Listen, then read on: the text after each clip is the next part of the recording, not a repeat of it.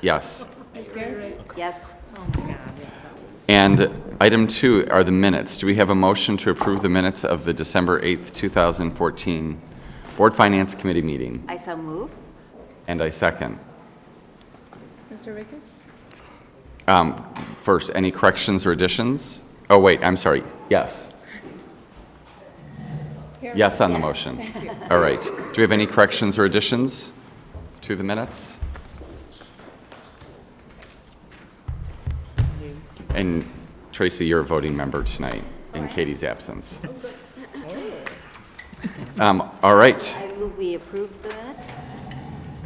Okay, so the Board Finance Committee recommends that the minutes of the December 8th, 2014 Board Finance Committee meeting be approved as presented. Item number 3, the contract extension of the landscaping bid. Dr. Brown, do you want to take that? Thank you. We are recommending that we extend our current landscaping contract with KGI Landscaping. They did do propose a 2-year renewal at the CPI for the next 2 years, and we have found their work to be acceptable in the past, and so we're recommending this 2-year extension. Questions or comments? How long has it been since we've bid this out?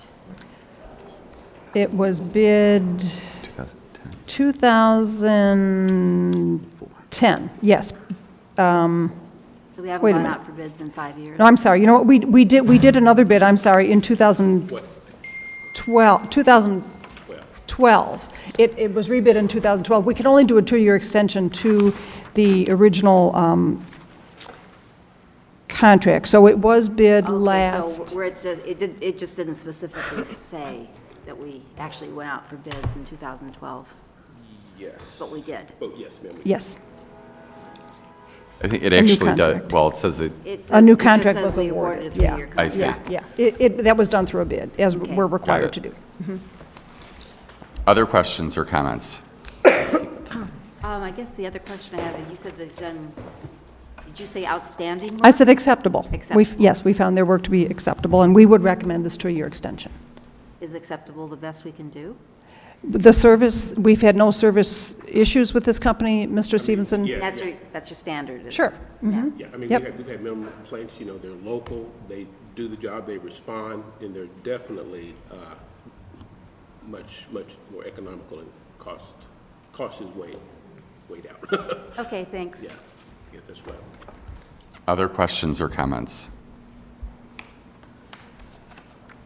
Okay, so do we need to vote on this? Yes. Okay, so do I have a motion for the Board Finance Committee to recommend the bond sale and excuse me, wrong one. A motion for the Board Finance Committee to recommend the contract extension of landscaping be presented to the full board on February 17th. I move that we do that. Do we have a second? Second. Roll call?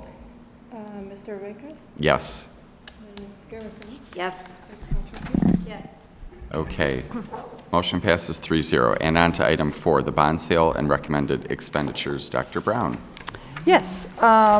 There's a memo in your packet that outlines the proposed bond sale and the list of recommended expenditures. I did include a section on what changed since the board has seen these recommended projects back in the fall. And there was some work that we're delaying. Some costs have increased based on updated estimates. And the work at Lincoln, which we are recommending being approved, that's for that stormwater project. The timeline on that has changed due to some new requirements with the Metropolitan Water Reclamation District. These proposed expenditures, and we're certainly welcome to take questions on any of them, come to around $5 million, and we have about $8 million available in our debt service extension base at this point.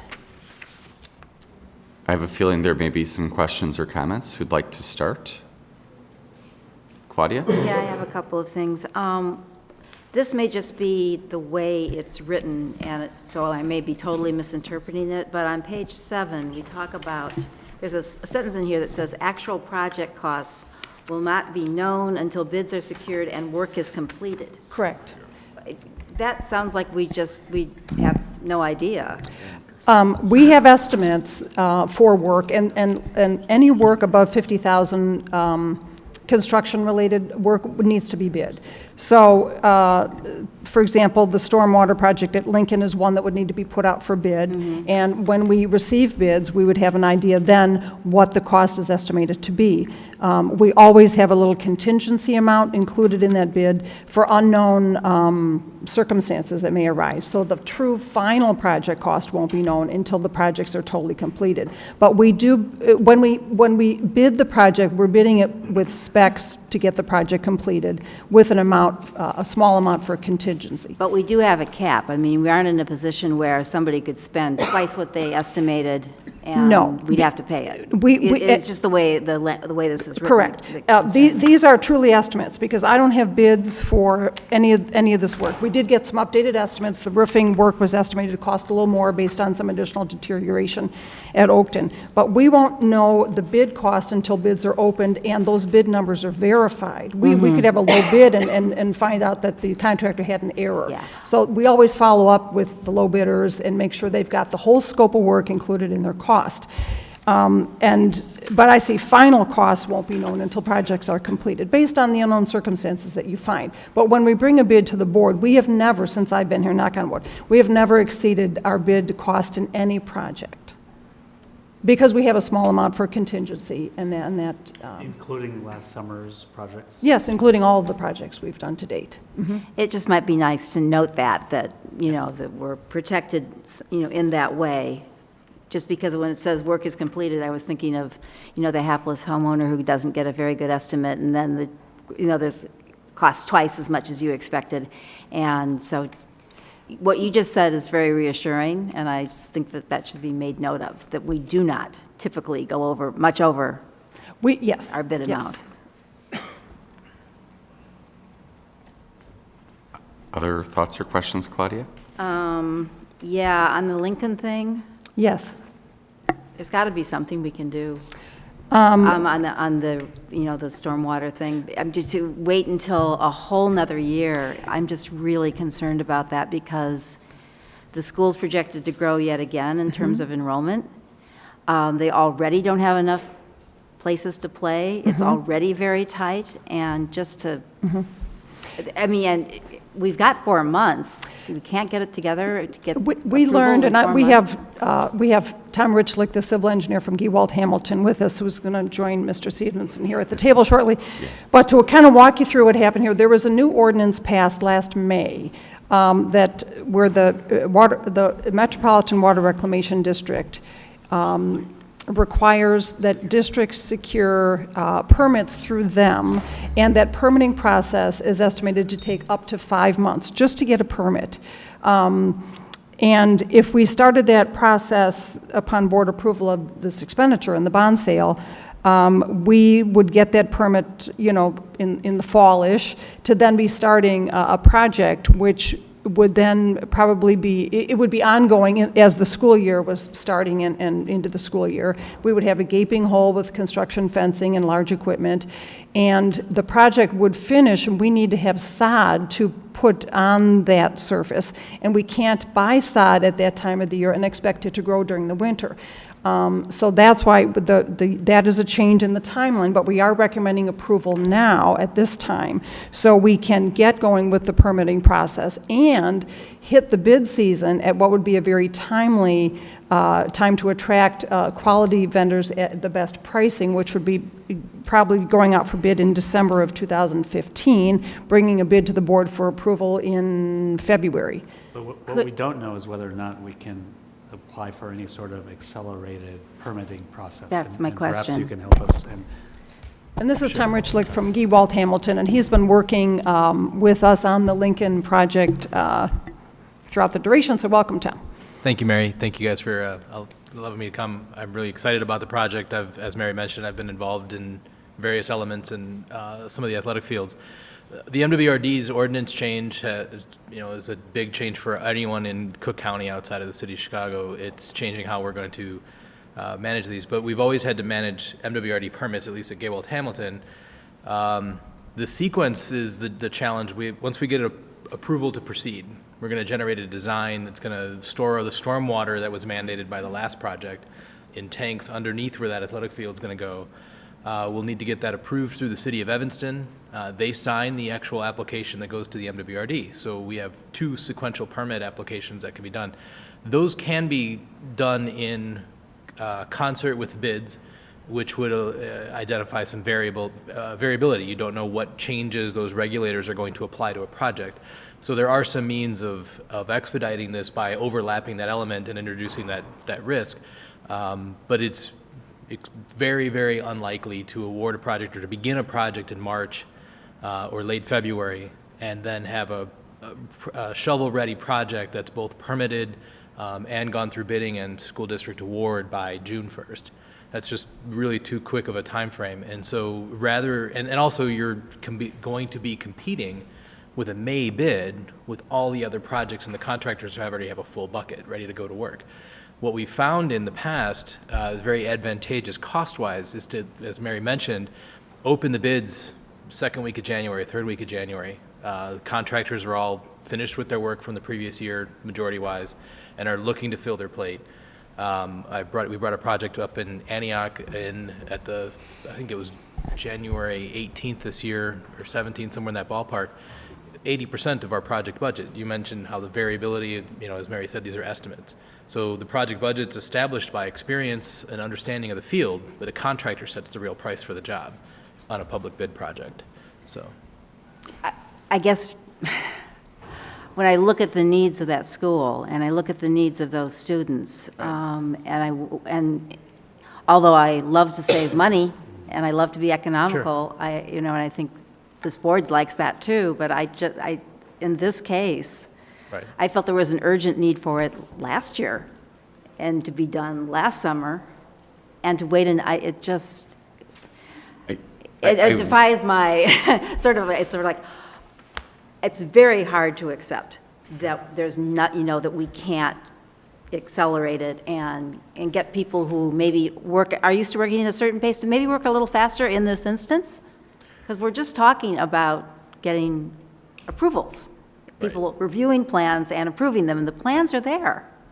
Well, the plans we haven't been engaged to begin the design of the plans yet. So now we're going to design the approvals to proceed, prepare design, and then set, permit approval. The two agencies don't work in concert; they work in sequence. That's the norm.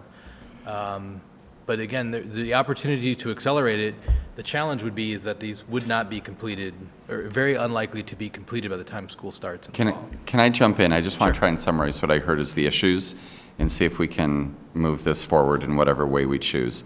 I heard 3 things that you talked about. One is the timing of the permit. And I wonder if there's a conversation that either, the board or administration can have with some people at the MWRD and see if there's a way we can get them to move that piece forward, because that seems to be the new variable that was more recently introduced. So there might be a path to manage that. We can hopefully find that out this week. The second variable that I heard is just the timing of the bid. And so I'm a little perplexed that, because we could have, if we had known we wanted to go to bid in January, we could have approved this in December. And I wasn't aware in all the times that we've talked about this that we needed to, or that the recommendation is to go to bid in January. So I get what you're saying, Sure. But I tend to be with Claudia on this, that last year we thought this was urgent, but we, for a variety of reasons, deferred it with the understanding that we were going to move it forward this year. And I think there was pretty unanimous board perspective on that. So I personally would say let's put it out for bid if it's approved and see what we come back with. The third piece is the timing of the completion of the work. And I guess there are 2 parts to that. One is if the work is ongoing while there are students in school, and also will the sod grow? And I don't know, are we required to have sod in place as soon as the work is done? Or can we wait and install the sod at a time when it would grow? I don't know what the requirements might be. Sure, but if just to poke in that direction, if the sod's not on the facility, it's then bare dirt. Probably wouldn't be the ideal play surface for the PE. So the sod has timeline, you can put it down until about November 1st with some reasonable expectations of it surviving the winter. Generally speaking, I don't like to see it go down much past mid-October. And then you don't want to put it down as any earlier than, say, April 1st, with maybe that mid-April being the ideal case, and expect the sod to survive its growing period. The other timing element, so say there's about 8 to 10 weeks of construction from when we get an awarded project. We have a contractor out there to dig the hole, put the tanks in, replace all the soil, grade it to the finished condition. Then once the sod is down and growing, we're going to want to have that knit into place 3 to 4 weeks really at the very least. Athletic fields, I'd like to push it out towards 6 weeks. You're going to have more aggressive use. We're talking about an elementary school with elementary school children. I'd say 3 to 4 weeks, we can have a reasonable expectation that the sod is knitted into place and children won't damage it by use. So we can expect a full lifespan of that sod. So you're looking at a sequence that, best case scenario, we're looking at a June or July award, and then we're looking at 6 to 8 weeks, or 8 to 10 weeks of construction, 4 weeks of sod growth. So we'd have a finished project, but it would be at the tail of the season. So I get all of that, and I do appreciate how you just laid out the timeline. Okay.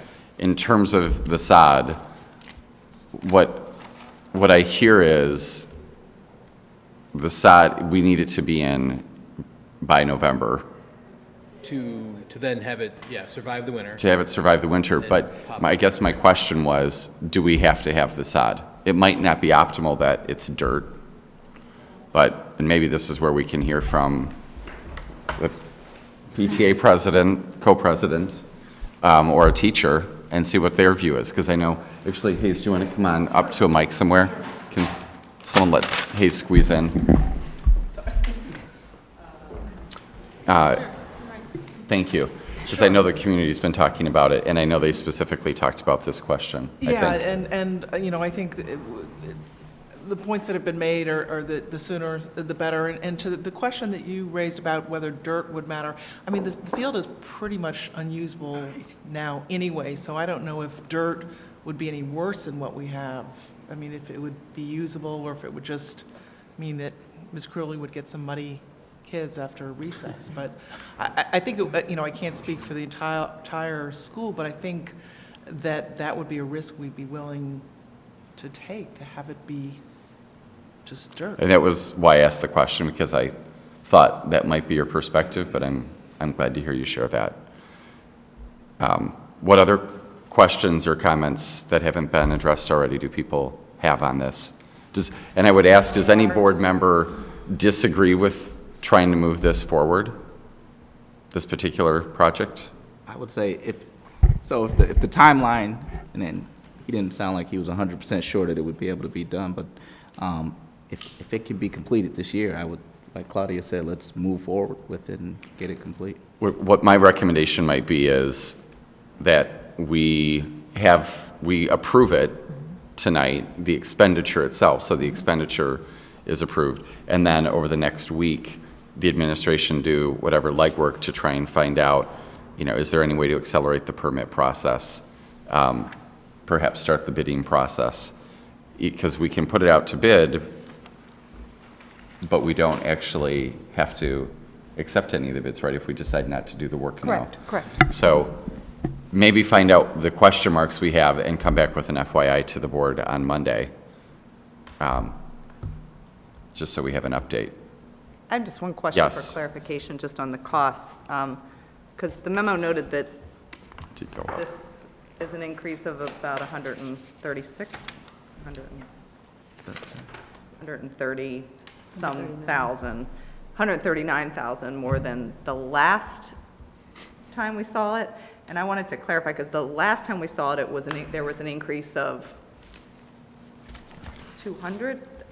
There was a significant increase. So are we speaking of 2 increases now from the original time, or is this 139 the increase from the first time, so. You know, I'll let Tom answer if he recalls the first estimate, which was prepared on, I'm not sure how long ago you prepared that, as compared to this one, but I can tell you that with what we did with Tom's estimate is we added an additional amount to cover architect fees because he's the civil engineer, so they didn't have architect fees covered in there. So the estimate that you have now is what we believe the project cost will be. But again, until we get bids opened and verified, you know, we're using our best judgment at those costs. Tom, do you recall the difference between your first estimate and this? We're $100,000 range is about the change in the estimate, and the estimate goes from an October 2013 to then and now, you know, January, February 2015. So we're talking about 2 different years in sequence, and we're also our numbers included a construction contingency based both on, we haven't really designed this yet. We don't know what the regulations, we know generally what the regulations are going to identify, but we leave that contingency in that place. And then, as Mary and I had kind of discussed through the project, it looked like it was lending towards the tail of the year, so it would be a full 2 years from our previous estimate. This job doesn't get super affected by the cost of concrete, but it does get really affected by the cost of anything hauled in and out. This area of Evanston, any material we haul out in order to make room for the tanks we're going to put there gets hauled to Elgin, or I mean, there's nowhere inside the 294 circle that is taking material now. It all gets hauled very far away, which drives up the cost of any of this construction effort. This was consistent with the work done at Lincoln the first time, so this isn't anything new, but it's just that's the cost of doing business in the area. So we reanalyzed the project 2 weeks ago, so that's as current as we can estimate, based on the work expected in 2015, and then with a contingency on our construction costs. So, but there wasn't any consideration in here for timing benefits. So, meaning you had just said if it went to bid, in September, later, and we'd have more beneficial timing. You could have different prices at different times of the year. So if we do go to bid now, would we expect that this would be the low end of what you would see, or that it's still I think with the contingency we've included, this should cover the cost of construction for the project. I mentioned one more thing on the change in costs. The first estimate in 2013 was done under the previous MWRD ordinance, so this one accounts for the change. The watershed management ordinance, which was adopted May 1st, 2014, changes how we would have to permit and then construct the project, increasing the amount of stormwater needed to be stored in that area. Not significant, but 10 to 20% of the storage area is going to make an underground tank that much more expensive. So I backed up a step, but I think I answered your question as well.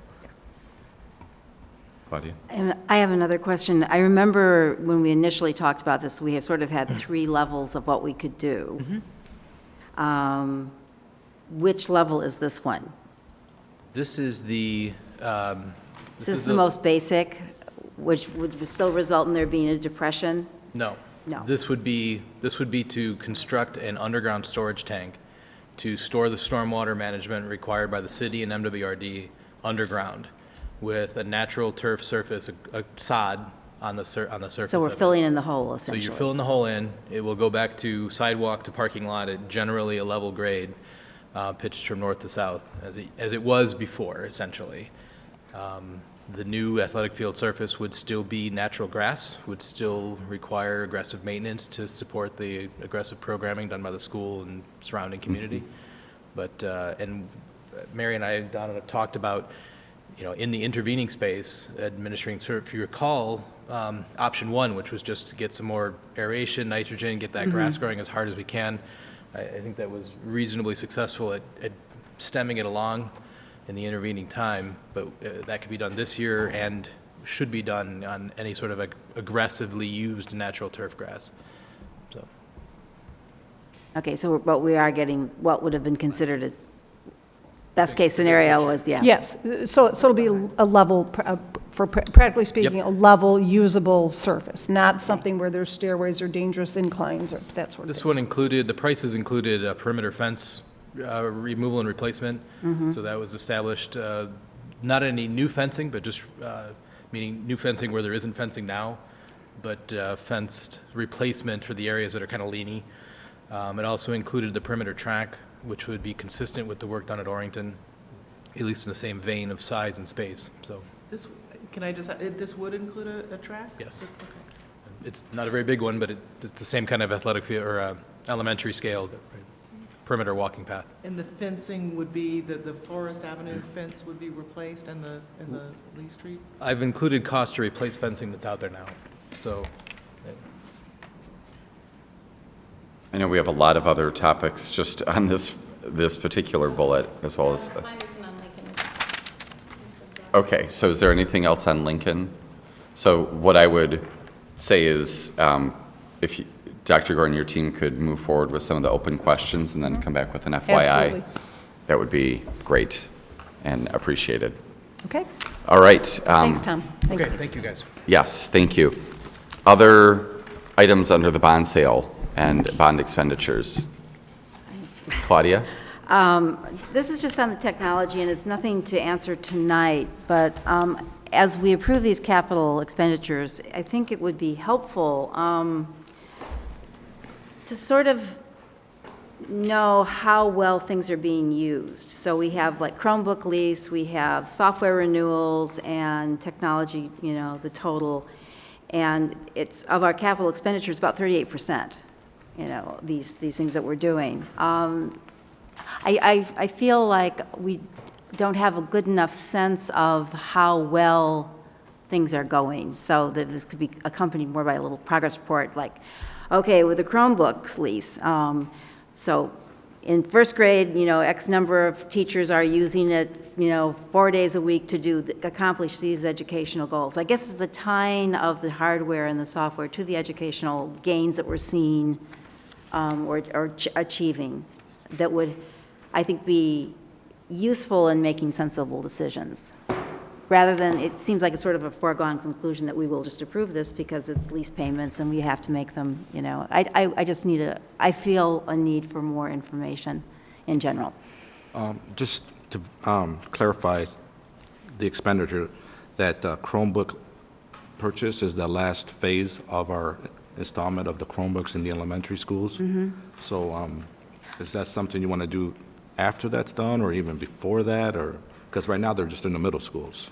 I guess I just think that as we implement, you know, we make a plan, and it's a 3-year plan, and we phase things in, but I feel the need for information about how things are going along the way, so that if this, maybe this isn't the best idea. Formative assessment. Exactly, a formative assessment, just that. Can I jump into? Yes, Dr. Gordon. I think this begs a longer question too, which several other board members have raised, which is around our real strategic plan for technology in the district. And so as the dominoes fall, as we work on the current broad-based strategic plan for the district, and we think about curriculum and instruction and where we're focusing and what we're doing, and then what tools do we need, how well are they doing? We should be able to answer that before and after. And then what do we need for the future?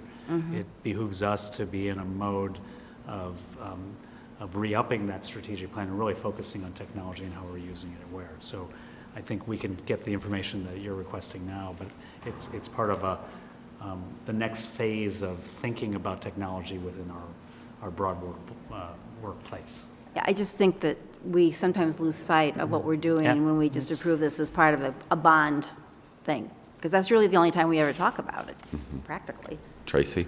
I also remember that we had 1.5 as our placeholder going forward with technology, and I'm just looking at our plan going forward, and I'm concerned, because I don't think we can assume we're going to go up for referendum or win referendum, and I don't think 0.6 million is enough of a cushion in 2 years if we had a catastrophic event with a roof. So I just don't know how we're going to do this. And so I think we need to look critically at technology and these projects to say, how do we keep the cushion? What do we think is reasonable for a cushion if we're getting 2.5 renewed every year starting next year? I would think we wouldn't want to spend down anywhere close to this. So, I mean, I open it up for that broader debate, because looking at this, I have some real concerns. I would say related to that specifically with technology, I know, I think this year you could call this a maintenance plan, and we talked about the reference to that in the past because we're replacing. But I would agree on the out years, I don't at all feel comfortable with moving forward with this kind of level of investment in technology when we don't have a clearly articulated strategy on how it aligns with our instructional objectives. And it's, you know, a very sizable portion of the overall capital plan. I have concerns that we have some real life safety issues and safe entryway issues at Lincolnwood, which are sizable, and I know they're too, I assume they are too big to be addressed in a piecemeal way, but going forward with this plan and then leaving that, it doesn't sit well with me, because I think the level of life safety concerns with that safe entryway at Lincolnwood are more considerable than getting rid of the shed at Kingsley, and more considerable, I know the stormwater retention issue is a big one, but to spend $733,000 on that is a lot of money when we do have some other life safety issues in the district. So I would agree. I think we've got to be really clear that we are doing, I don't want to say the minimum that we have to, but we have to be slicing this in a way that we can't assume that there's going to be additional dollars coming to us. And so what are those top priorities? And I don't know that I would say no to the current debt service for Lincoln, for technology rather, but I certainly would not feel comfortable going forward with the same level of spending without really understanding how it's impacting instruction. What is, I mean, I think we've talked about this before, but what is, generally speaking, you know, for a district that has 18 buildings to maintain, what should our debt service sort of minimum, like emergency reserves kind of be? We had that conversation in the past, and we were recommending an amount around $5 million, which would be enough to cover, you know, like was pointed out, you know, my main concern is and remains roofs and masonry. That is my number one concern because of the impact of, you know, that on the rest of the building and all of the occupants. I agree with what several people have already said, just in terms of future years. And I think now, this being, I think, the fourth time that I've sat through a conversation about what are we investing in technology, and I think we've made progress in terms of some of the commitments that we've made that take us farther and maybe deeper with our commitment financially in out years. So I think there's been, I'd say, incremental progress, but especially given where we are, I'm really with Candace. And I think what I heard you saying, Claudia, too, that, you know, in order for us to really, for me, I'll just speak for myself, to support this type of investment, we need to see the connection to the educational process and to the extent outcomes. I don't think that's anything new. I mean, we've been talking about having an instructional technology plan, and it's got to be, like, between now and the next approval, that's when we need to see it. Otherwise, I have a feeling some of this stuff isn't going to get funded. So be warned. I just want to mention that the majority of the funds that we are requesting now and for the next 2 years are existing lease payments. There is a new lease payment for the last phase-in of the Chromebooks Yes. recommended in here, and those payments would end in 3 years. So all of the lease payments, if I'm looking at this correctly, Joe, would end with summer 2016 to fund 16-17 expenses. And then beyond that, there are no more lease payments. Right, if we don't get into any Outstanding. more leases after that. So that, and I just wanted you to be aware, we do have existing leases, and we did look at what it would cost to buy the equipment outright, and it was so much more expensive with a lot more money up front. And because our debt service extension base availability is extremely limited, we are recommending the smaller payments, but they do extend over a 3-year period instead of a larger lump sum up front that we felt we just could not recommend. And say again, the final year of the leases. Would be summer 2016. So it would be, I'm sorry, summer 2017, Joe, it's 3 years. Would be, if we went into another lease this coming up year in July, we would have payments all the way up to July of 2017. So actually, then, we need to fund summer 15, which is what we're talking about now, summer Correct. 16 and summer 17. Correct. So, yeah, so the diagram I have on page 9, where I've got the technology costs estimated for summer 16 and summer 17, that includes the next 2 years of existing lease payments with the recommended new one in there. And beyond that, so summer 18, if there's no new leases approved, there's no more lease payments obligated. Correct. Okay. But we wouldn't have the equipment then either, right? Well, we'd have to talk about what, you know, Yeah. what's the offset there? 'Cause, So you're effectively saying, when we approve this debt service, we're Committed to the we're next. committed to 3 the years. same level of spending for the next 3 years. So we can't come back and say, if we don't have a great instructional plan, we're not going to approve 1.9 million. Then that's what we're saying, and I wanted you to be aware of that now, because in this mix is a new lease proposed for those Chromebooks. We're What committed. portion of the, That's the 390. It's about $390,000. We're committed to the lease payments for the next, up to 2018. Existing lease payments. We have existing lease payments for 3 years, really. I think of it as in terms of summer 15, summer 16, and summer 17. Correct. We have, I'm sorry, go on. no, go ahead. Of the 1.9 projected for 16 and 17, what does that represent of that total? Like those What are lease the, what, payments? yeah, lease What payments, portion of what, it? that is the question, yes. 16, 17? Yeah. It's about 1.5 million. That last year out, Joe? What, 16, 17? No, it would, I think of it as summer 17, so it would Summer be, 17, it would be 1.5. That we're obligated 1.5. to already. If we keep leasing in 2016 and 2017. We keep leasing, 1.5 of the 1.9 in each of those Correct. years is fixed cost. Correct. Yes. Because nothing's dropping off.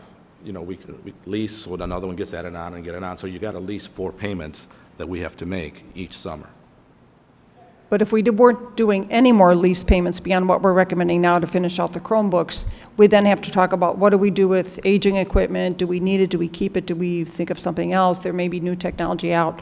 But it, Right, and that's the way we've been actually getting to purchase so much equipment is out of the 1.5 million that we spend as far as the purchasing power, we have a $384,000 payment. So that's how we're able to get more equipment, but we're also entering into a new lease also. I don't think it's, though it's not lease versus buy, that's not really the issue. It's just more, what are we doing with it? So that we can see that we're, lease payments or whether we purchase equipment, we're using the equipment well. We're using it to advance good teaching, good instruction. And that's what I don't have a sense of, that it's really well integrated. You know, it's like we got all those document cameras, and I'm not sure that every teacher who got a document camera used that document camera once a week. And yet that would have been, at minimum, what I think we should have, if we're going to make that kind of expenditure, that would be the minimum use that we should have expected. So, you know, how often are we using the Chromebooks? What are we using them for? All that sort of. Meg, and then Tracy. There was a survey a few years ago that asked, and maybe obviously it might need to be updated based off documents, but how often were you using the document camera? And it was a Survey Monkey, once a week, twice a week. iPad books, were you using them in a small group and a whole group? And that's been a few years, though, since we've had that survey. So obviously, it would need to be changed to, for the new equipment. But it seems like that survey would address what you're asking, which is exactly how often would. is it being used? How are you using it in the classroom? What areas of curriculum are you tying it to? And so that was a survey but it was a few years ago, so it's been a while now. Claudia, can I also add that the technology is embedded within the curriculum, and so as teachers are using different things, they're expected to use the tools that they're given. And so we're often giving professional development to those teachers, either in a classroom setting, a group setting, a team setting. So, you know, just this past Wednesday, I did the 3rd grade teachers. So we were able to look at Google Drive, Gmail's on our mind, Google Drive, and how to integrate Google Docs into the classroom and how they can use it more effectively with kids. So all of these things are being done as we speak. They're just not reflected necessarily in this memo right here, but there is that ongoing PD that teachers get on a daily basis, weekly basis. So we are ensuring that they're using the tools that they've been Well, given. I just want to say, because I do hear what you're saying, Claudia, and I would just distinguish something. I don't have any doubt they're getting PD and that those opportunities are there, whether they're offered by you or online resources where people can learn about things on their own. But it is, I think to Claudia's point, how that translates into actual usage and what that usage is producing in terms of educational experience. And I don't think anyone here knows what the answer is to that. You know, what I think we can guess. I think we have anecdotal stories that we can talk about that are useful examples, but to really understand as a district when we're making a district level investment of this magnitude, what are we producing as a result of that? I don't feel like I know. I'll just speak for myself. But I do think, Meg, what you're talking about, that kind of survey would be really helpful. And I will add, that would be very helpful, but to me, it's not the whole picture of proactively, what do we want to happen through the use of this technology? I mean, it will tell us what is happening. Yeah. And help to understand what the current use is, but it doesn't speak to what is our strategy around how we want to and what, you know. It's more And I current agree with state, that. current I state think we versus would need- future. I would just Yeah. speak to both. We need both, the strategy and a use and always the PD. I mean, that goes without saying. So where is the board? Oh, Suni, sorry. I just want to get one more clarification. I apologize if I'm being obtuse about this, but I'm just trying to understand. So on page 8, when we're talking about the technology, tell me if I'm correct. It seems to me that at this point, the only real option that we have in terms of what to spend and what not to spend is that Chromebook lease line, the $390,000. The rest of it, the technology lease payment and the software renewals, we're already committed to paying. Correct. And we're, okay. So Well, then, is that true for the software renewals? Yeah, they're yearly renewals that need to be paid, yes. Well, but, so just so to challenge our theoretically we thinking, could right, I say- get that in most cases we probably would be, but there might be some other option for software. Yes, there could. so really the Right, like only one there that could we're- be, and I have no idea what is actually, I know you've presented at different points on what's embedded in that number, but there would be some that are must-haves, right, for software. And then there might be some that are, here's what we're using, but is there a different option? And maybe it costs less, or maybe it's free, or, you know. So I just wanted to Software distinguish that that is in that particular line for you. So really, it's 'Cause just the it's- technology lease payments then that we're obligated to. Yes. That we are currently obligated to, yes. And so then going forward, on page 9, the 1.9 estimated for summer 2016, the 1.9 for 2017, there's a portion of that we're already currently, without approving any additional Chromebook leases or Yes. software renewal, that we are, Yep. and that's, And- what is that number? 1.5? Okay. All right. No, I'm sorry, it isn't, Well, not with, it's 1.5, but that would include leases and software and renewals. software. Right. The existing leases are around 1.1. Right, this year they're 1.1. If we go into a new lease, it'll be 1.45. So But if we don't go into any go new into new leases, leases. it'll stay at the 1, 1.1 approximately until 1.1. 2000. Well, it'll drop off, let's say if we stop leasing altogether right now, that we're at about 900,000, well, about 1 million till 2017. Okay. That's when we would be paid off, summer of 2017. And not that we would ever not pay our obligations, but is that locked in stone? The 1 million? I'm sure we have signed a contract to that lease payment amount, so yes, we are obligated. Can I, oh, do you have a comment, Tracy? I'm sorry. I've seen ETHS's cost structure for their Chromebooks, and it seemed they buy them outright. Do you know why they bought theirs and we don't do the same thing? Because it looks like it's so much cheaper overall for them. Do you have any idea about that? Not sure why they did. I think it's part of what Mary said, Well, isn't it? I think we looked at the cost of purchasing them outright, and it would have been more money up front out of our debt service, which is already limited at about $8 million. And we felt, rather than suck up more from that $8 million, we are recommending a new lease that spreads the payment out over 3 years. But what does it cost altogether if you Do you know which is more expensive? The outright payment? Joe, do you recall, we did far as look just at, buying it yeah, outright? the purchase cost versus the 3-year payment? Spreading it. Yeah, no, it's more than that. I think buying everything with all, I think it was like 2.2 or something like that. So- 0.2 period versus 1.5 times 3. Is that right? 1 times 3, 1.1 times 3. Can I make a suggestion?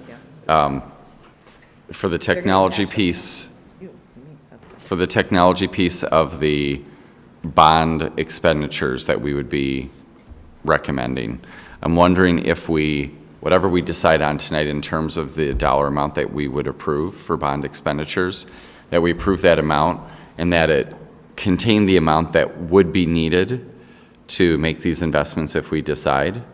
But I'm still hearing a lot of questions on the pieces related to software renewal and the Chromebook lease. And so if we approve the amount of the expenditures, it doesn't mean we have to spend it, and we have time to spend it. You have 3 years. So we'll spend it. It's not a matter that it won't be spent. And that might give us a little bit more time to answer whatever questions people feel they need. And still, I think we talked about having approvals in March for summer, so we still have the time that we had committed to get those final approvals for us to make whatever leases or purchases. If we did that, it would buy time for whatever questions the board wanted to feel comfortable in those additional 2 line items, the software renewals and the Chromebook leases. If we did that, what questions would the board want answered before making approvals? Because I know Joe and his team have presented a lot of information, to get us to this point, and I think we had discussions about these line items, so I don't, unless you're, and Joe, I'm not sure if there's anything new in here that wasn't, when we looked at this a few months ago, anything of consequence that's been adjusted? Nothing's changed. Okay. So what additional information would the board want? And we can decide if, we'll get that before we make any final approvals. Candace? Well, for the new Chromebook lease, so the 390, Yes. I guess I would be curious as to if we did buy them outright, what would the difference be? Okay. Relative to the, paced pay versus single pay, Great. and how much difference that would be.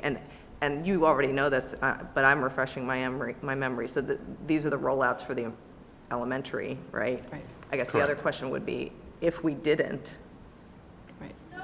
what would be the alternative? What would we do? Because it's meant to be replacement of the Aging MacBooks, MacBooks, correct? So, is there still any life out of those MacBooks? We had part testing, like a trial today, and we know we have to have tip-top, computers out there for actually just to take the test, because we ran into problems with the older ones, we did. So that's going to be an issue. So in some ways, it correlates with the usage question, is validating that this is the number that we would need based on usage. Is there any way that we could get by with Stretch it out, yeah. either stretch out or less, a lower volume of MacBooks? And then the pricing question. Those would be my 2 questions, just trying to further fine-tune how much of a commitment. And So, just to summarize real quickly, so I heard you say numbers, cost, lease versus buy. I heard you say, what are the options if there were 0? And I also heard what's the number we need if we did buy? So I Could think there I be heard less 3. than the Could there be fewer of whatever, those? 190,000 transfers? So I heard 3 questions there. Yes. Okay. I just want to clarify something, because we keep talking about Chromebooks and the cost. On page 14 of the packet, if you notice, yes, Chromebooks are part of this whole expenditures, but everything on this list is part of this, it's part of where it says new lease up top on the headers, not where it says DSEB. That's what we can lease. It's mostly hardware things. So it's not just Chromebooks, but it's also We still have projectors we still need to buy to complete that phase of it, as far as replacing all of them. Still some document cameras, and you see there's also cooling and power in some of our closets that we have all our equipment in. We have failing chillers right now that we need to replace, and that's where pretty much all of our expensive equipment is that's running the whole school. I realize we're going over this with a fine-tooth comb. I'll get you in a quick second. You know, as I look at the document cameras, only because that happened to be one of Claudia's specific examples, I wonder, 75, you know, are there 75 teachers who aren't using theirs, who would say, I don't need a document camera? It's a good I don't question. know. I mean, I don't know. Tracy and then Meg. I would approach it slightly differently. I would say, what is in the realm of the possible? Because these all seem compelling as individual costs and purchases. But what do we agree on if we don't have an infusion of a referendum? What do we agree that our safety net should be? And then working backward from that, what can we afford to do if we're pacing it over the next 3 years? Because I don't think we can sit here and we could trade off between Chromebooks for 3 kids versus 2 versus the safety of Lincolnwood. But at some point, we do have to make those choices if we are going to keep enough money for contingencies and emergencies. So I think we need to have a plan B, which is keeping this reserve. What are we going to plan for next year, and what's the pacing going to be for 3 years without spending down to 0.6? I think that sounds like a really good idea. Meg, did you want to say something? If I may, though, that's broad. So that's technology, safety, all the other roofs and masonry, et cetera. Yeah, I know, but because I think that at a certain, I mean, I would hate for us sort of as laymen to sit around and make those decisions. They seem like they're going to have to be really thoughtful to trade off between safety and instruction. And clearly, if it's truly a safety issue, we can't let it go. But if there's some gray area there that they, one more year with the elevator not working, I'm not sure what these are. I don't know the specifics of them well enough, but there might be some that we could delay another year. Or maybe we delay a couple of Chromebook purchases just because we simply can't do both. Mm-hmm. So what I'm hearing, though, is we start from, in your point of view, disagree, is 0.6 is too low by year 3. I So- would think it is. Well, it's what Mary, as the Mary's expert, saying has we said have it's 5 too low. million. Mary, what, So really, what we need to be doing is trying to trim 2 million off of this so grand total for even this year. That's what I would say. I mean, because right now, if we do everything that's on here, we're left with only 3 million in debt service. Well, we probably need to agree first, what is that amount that we want to keep in reserve? right, so Mary, I just want to mention that what you don't see here, because I just didn't have the space on the page to stick it in there, was the summer 18. But, you know, we would have another 2.5 million attaching to that 0.6. There's another 2.5 million at the top of each of those debt service estimates. I agree with you, 0.6 is rather low. Still, I mean, going out the next year, it's still going to go. Right. And we would Right, probably with also the want to spend expenditures. some of the 3 million that we have in the bank. I mean, So There'd be needs. I hear you loud and clear. Let's prioritize. Let's prioritize based on expertise. Mary already put a stake in the ground around masonry and roofs, and so that's a key piece. We also have obligations, as Joe says, that we're not going to break our obligations when we're contractually supposed to pay. So we're going to have to do that and then prioritize the other needs and make a compelling argument for why we're choosing X over Y. Just one last thing on this. How old are our oldest Chromebooks? It would have been 2 years ago we bought our first 700 of them. The year after that was 1,500. This next coming year is 1,500. So our oldest ones are 2 years old, and what's the shelf life? A Chromebook, Uh-huh. you know, it's not one of the most dirtiest thing. It's pretty lightweight. 4, maybe. 4 years max. Yeah. 4 years? Okay, so we lease them for 3. You think maybe we could get a 4th year out of them. Do we lease them with an option to buy at some great, wonderful discount, since they're all beat up anyway? I'm sorry. Isn't there a dollar buyout on those typically? Yes, we can buy them out, but we usually keep them for another year or so, if we need to. But, I mean, they're ours at the end. Oh, they're ours at the end? Yes. Okay. At least 2 bucks. Yeah. Right. Does this plan assume a four-year life? Four-year life? Correct. With a three-year lease for all of them? Yes. What I'm hearing, and I think Paul and Tracy have gotten us onto an interesting and useful path, which is looking at all of the categories of expenditures, seeking a little bit of a reprioritization for the coming summer. And I think the difference, and the reason we focus so much on technology, is some of those costs have a multi-year impact. The other projects, the capital projects, are a one-time expense. You know, so we, you know, hopefully, right, we invest 1.2 million in Oakton roofing. Yes. And we don't have to do that again for 20 years. Yes. So it's not that we're committing ourselves to more expenses. Right. In Correct. the next 2 or 3 years. Suni? And also, just one, I feel like we've maybe talked about this before, but technology hasn't always been purchased through the debt service. I mean, is it time to For a consider? very long time. How many years has it been? I mean, it's been for, Many. Before 2006, so 10 years, I think. But it was a very small amount. It was only about 300,000. And today's technology wasn't, you know, what we had before. I mean, iPad was not invented, so, or Chromebook. Yeah, we're on so we schedule. were spending a lot less. Yeah, we're on Schedule N as in Nancy, so we started at Schedule A with technology, so we've been leasing for a while. I mean, I get, so before that, it was out of the operating. Right, but as Kathy pointed out, it was a much smaller dollar amount. And those expenses are those that certainly could be put into the operating budget, but we're, as we'll talk about later, we're facing anticipated One more deficits. thing. I mean, one reason why our expenditures were not large, in '99, we had a referendum, and 7 million of that referendum was earmarked for technology. So we made several purchases from 2000, over several years, I don't really remember. But, so, you know, that's why the operating dollars were not used, because we had these referendum dollars.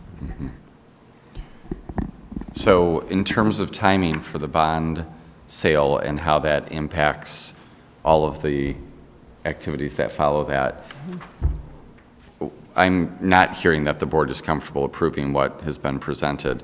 And so I'm wondering if we come back on March 9th, I think that's the date, and then get final board approval on March 16th. How does that jive with being able to move forward with the capital projects for the summer? So you're suggesting delaying the bond sale approval until March? Is that, I can tell you the bond, our bond attorney, I spoke to him about 2 weeks ago, and he was very excited that the bond market is very hot right now, in his words, and the interest rates are very favorable. So if we could agree on a dollar amount, I would just...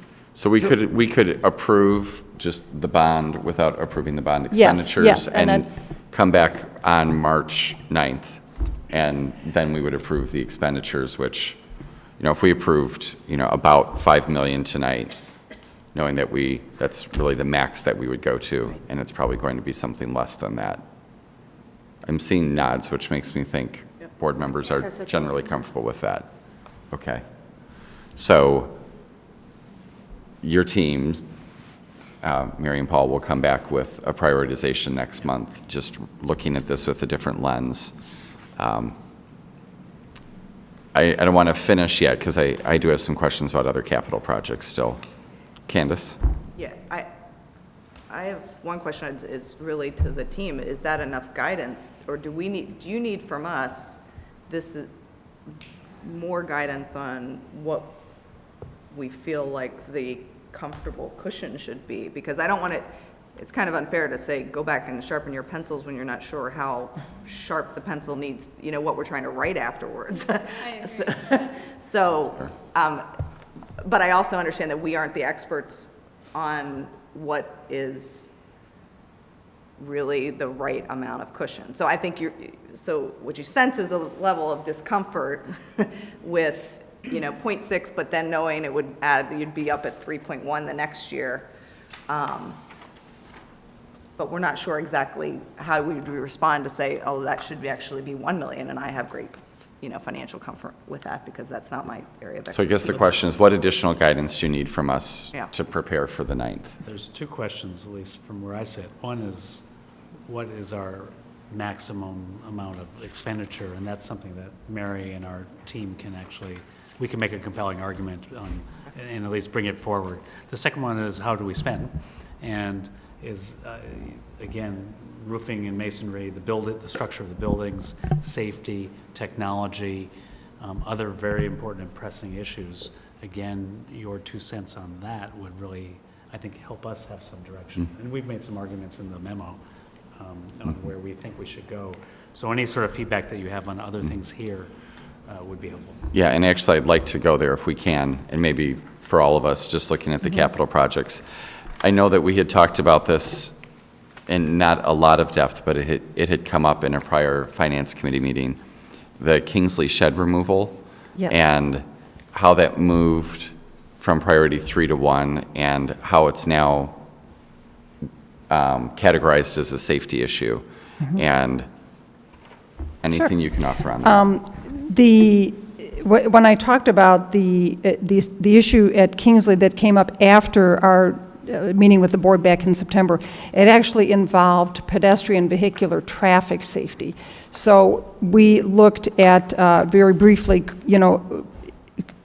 those concerns. If we had additional parking, it might alleviate those concerns. We may be able to do bus cutouts. There were so many more questions that needed to be answered, so that we're not recommending going forward with now is the additional parking. We need to do more research on and work with the architect when we have funding on what would be the best way to address those concerns. But the shed was another concern. It has been in poor shape, I would say, over the past years, but we recently got reports that there have been adults seen coming and going from the shed at various times of the day, night, weekend.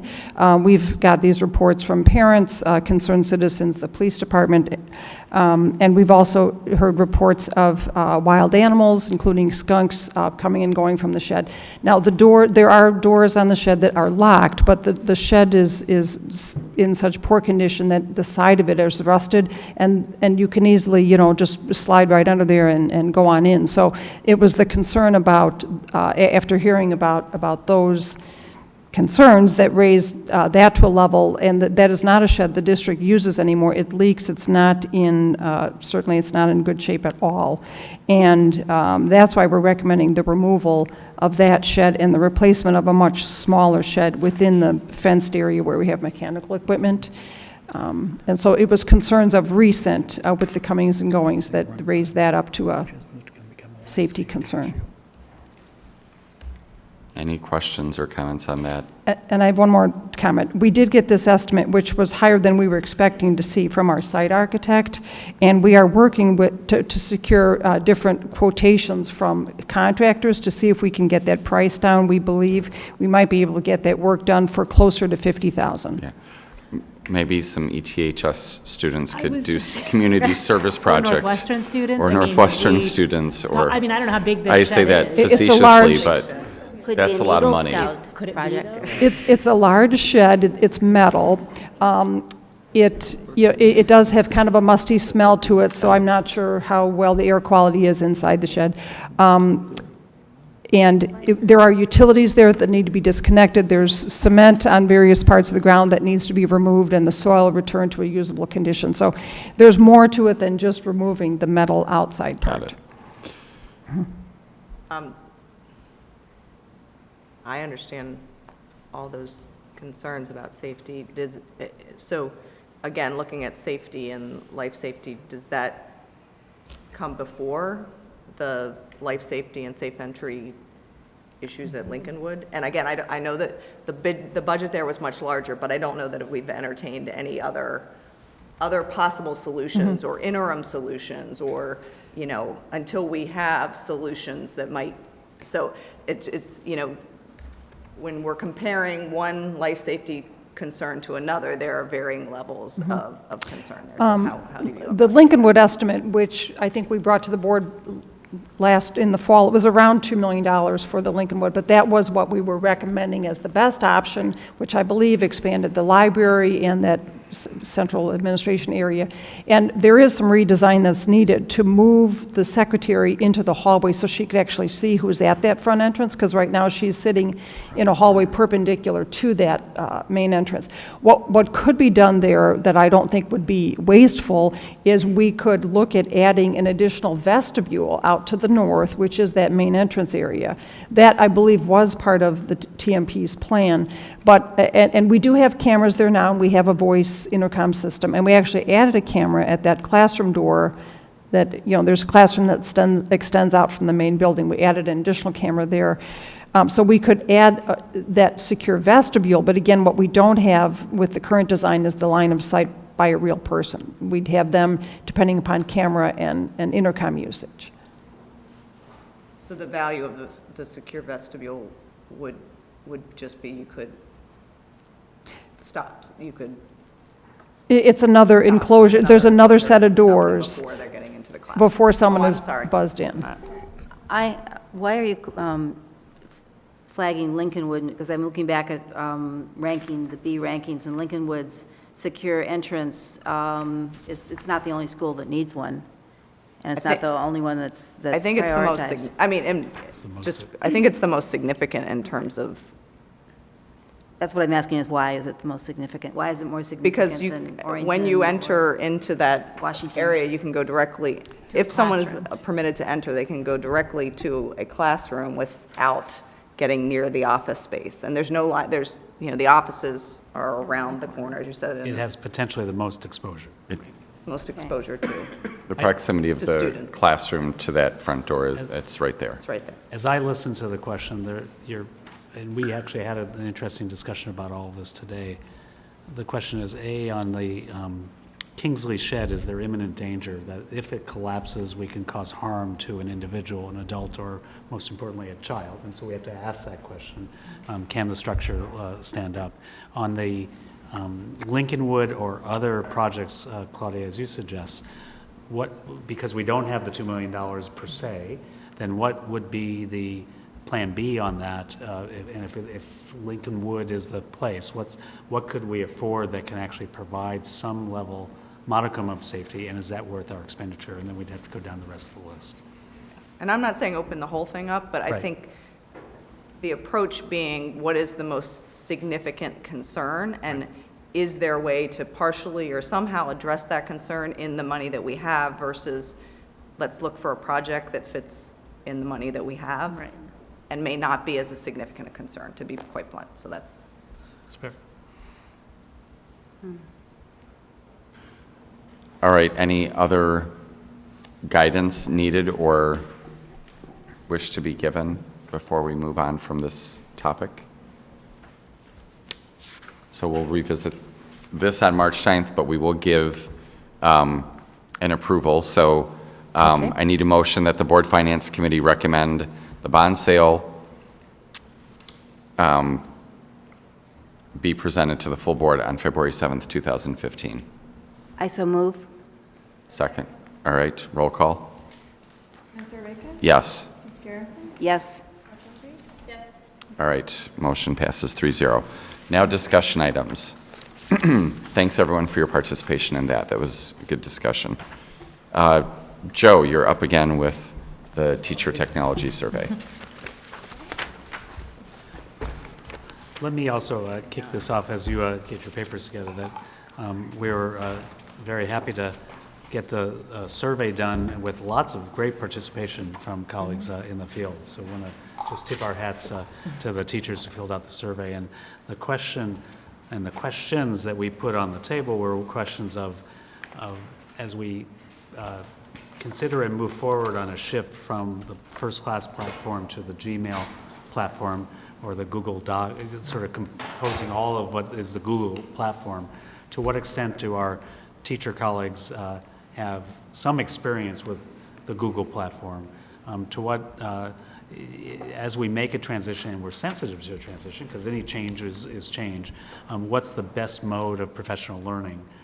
And then other questions that are within. And so you're going to report back on that, sir. And that's what we talked about in our December 8th meeting is what we were talking about. We presented the timeline of doing all our projects and how long is this going to take. And the concern was the changes in the teachers and how we're going to try to get their comfort level on the Google Docs, the Gmail, and some other things. So we decided to do a survey out there, and what Dr. Gorn said, yes, we had a great response. Almost 500 teachers responded back to us, and it was one of the highest level participations that we had out there for tech survey. It's about 3/4 of them, 75% of them, have an individual Gmail account, which is great. You know, that means that the training should be easier, and I think the teachers will pick up quicker on the training. As far as the ones who did not have a Gmail address, but had a web-based address like a Hotmail or a Yahoo or something like that, so kind of the same kind of structure of email. I don't want to go through all the questions on there. I want to just go through some of the highlights of the survey. On the training piece, you know, we had 75% of the staff that do want to plan to take training of some sort. Out of those trainings, the top 3 were traditional classroom training that Patty does with her and her staff in the summers and throughout the year, web-based videos, and also the Synergize, which is a new product that we have that's strictly for documents, Google Apps, and Gmail that kind of takes the teachers through an interactive way throughout the process of like composing an email or creating a doc, things like that. We also asked not just about the Gmail piece, but as far as what's your comfort level with First Class, and what are the features that you use just besides the email feature. And 62% of course use the calendars. Downloads from like HR and the business office where they have some of their most important documents that staff and needs that they can just download. And the conferences is one big factor too. Almost half of them, well, a little bit over half of them use that, plus the contacts. And out of those 4 bullet points on page 17 under features, it's the conferences that we might have to get a solution other than the Google Apps piece. They do have Google Groups, but it's something that we don't think it's going to be something that the teachers would want to use that compares to what the conferences in First Class is. So we're looking at some other third-party software like Igloo, and there's a few other ones. So that's something we'll look into once this is moved over. And as we make a transition, we can still preserve the First Class conferences for Correct. a year or We can, actually, plus. what we can do is we can actually cut off our support to First Class, which is, you know, if something goes wrong, we call them up, but we rarely do that anyway, so we can still, the server's ours, the accounts are ours, so we just keep them, and we can just keep the server up as long as we want. So we can turn that off anytime.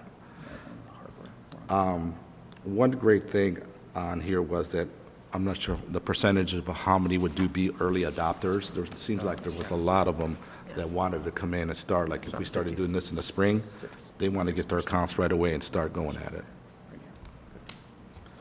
So those are just some of the highlights. I know there's a lot of questions and some Wasn't concerns. there one more feature that there's still a lot of interest in the history button? So Yes.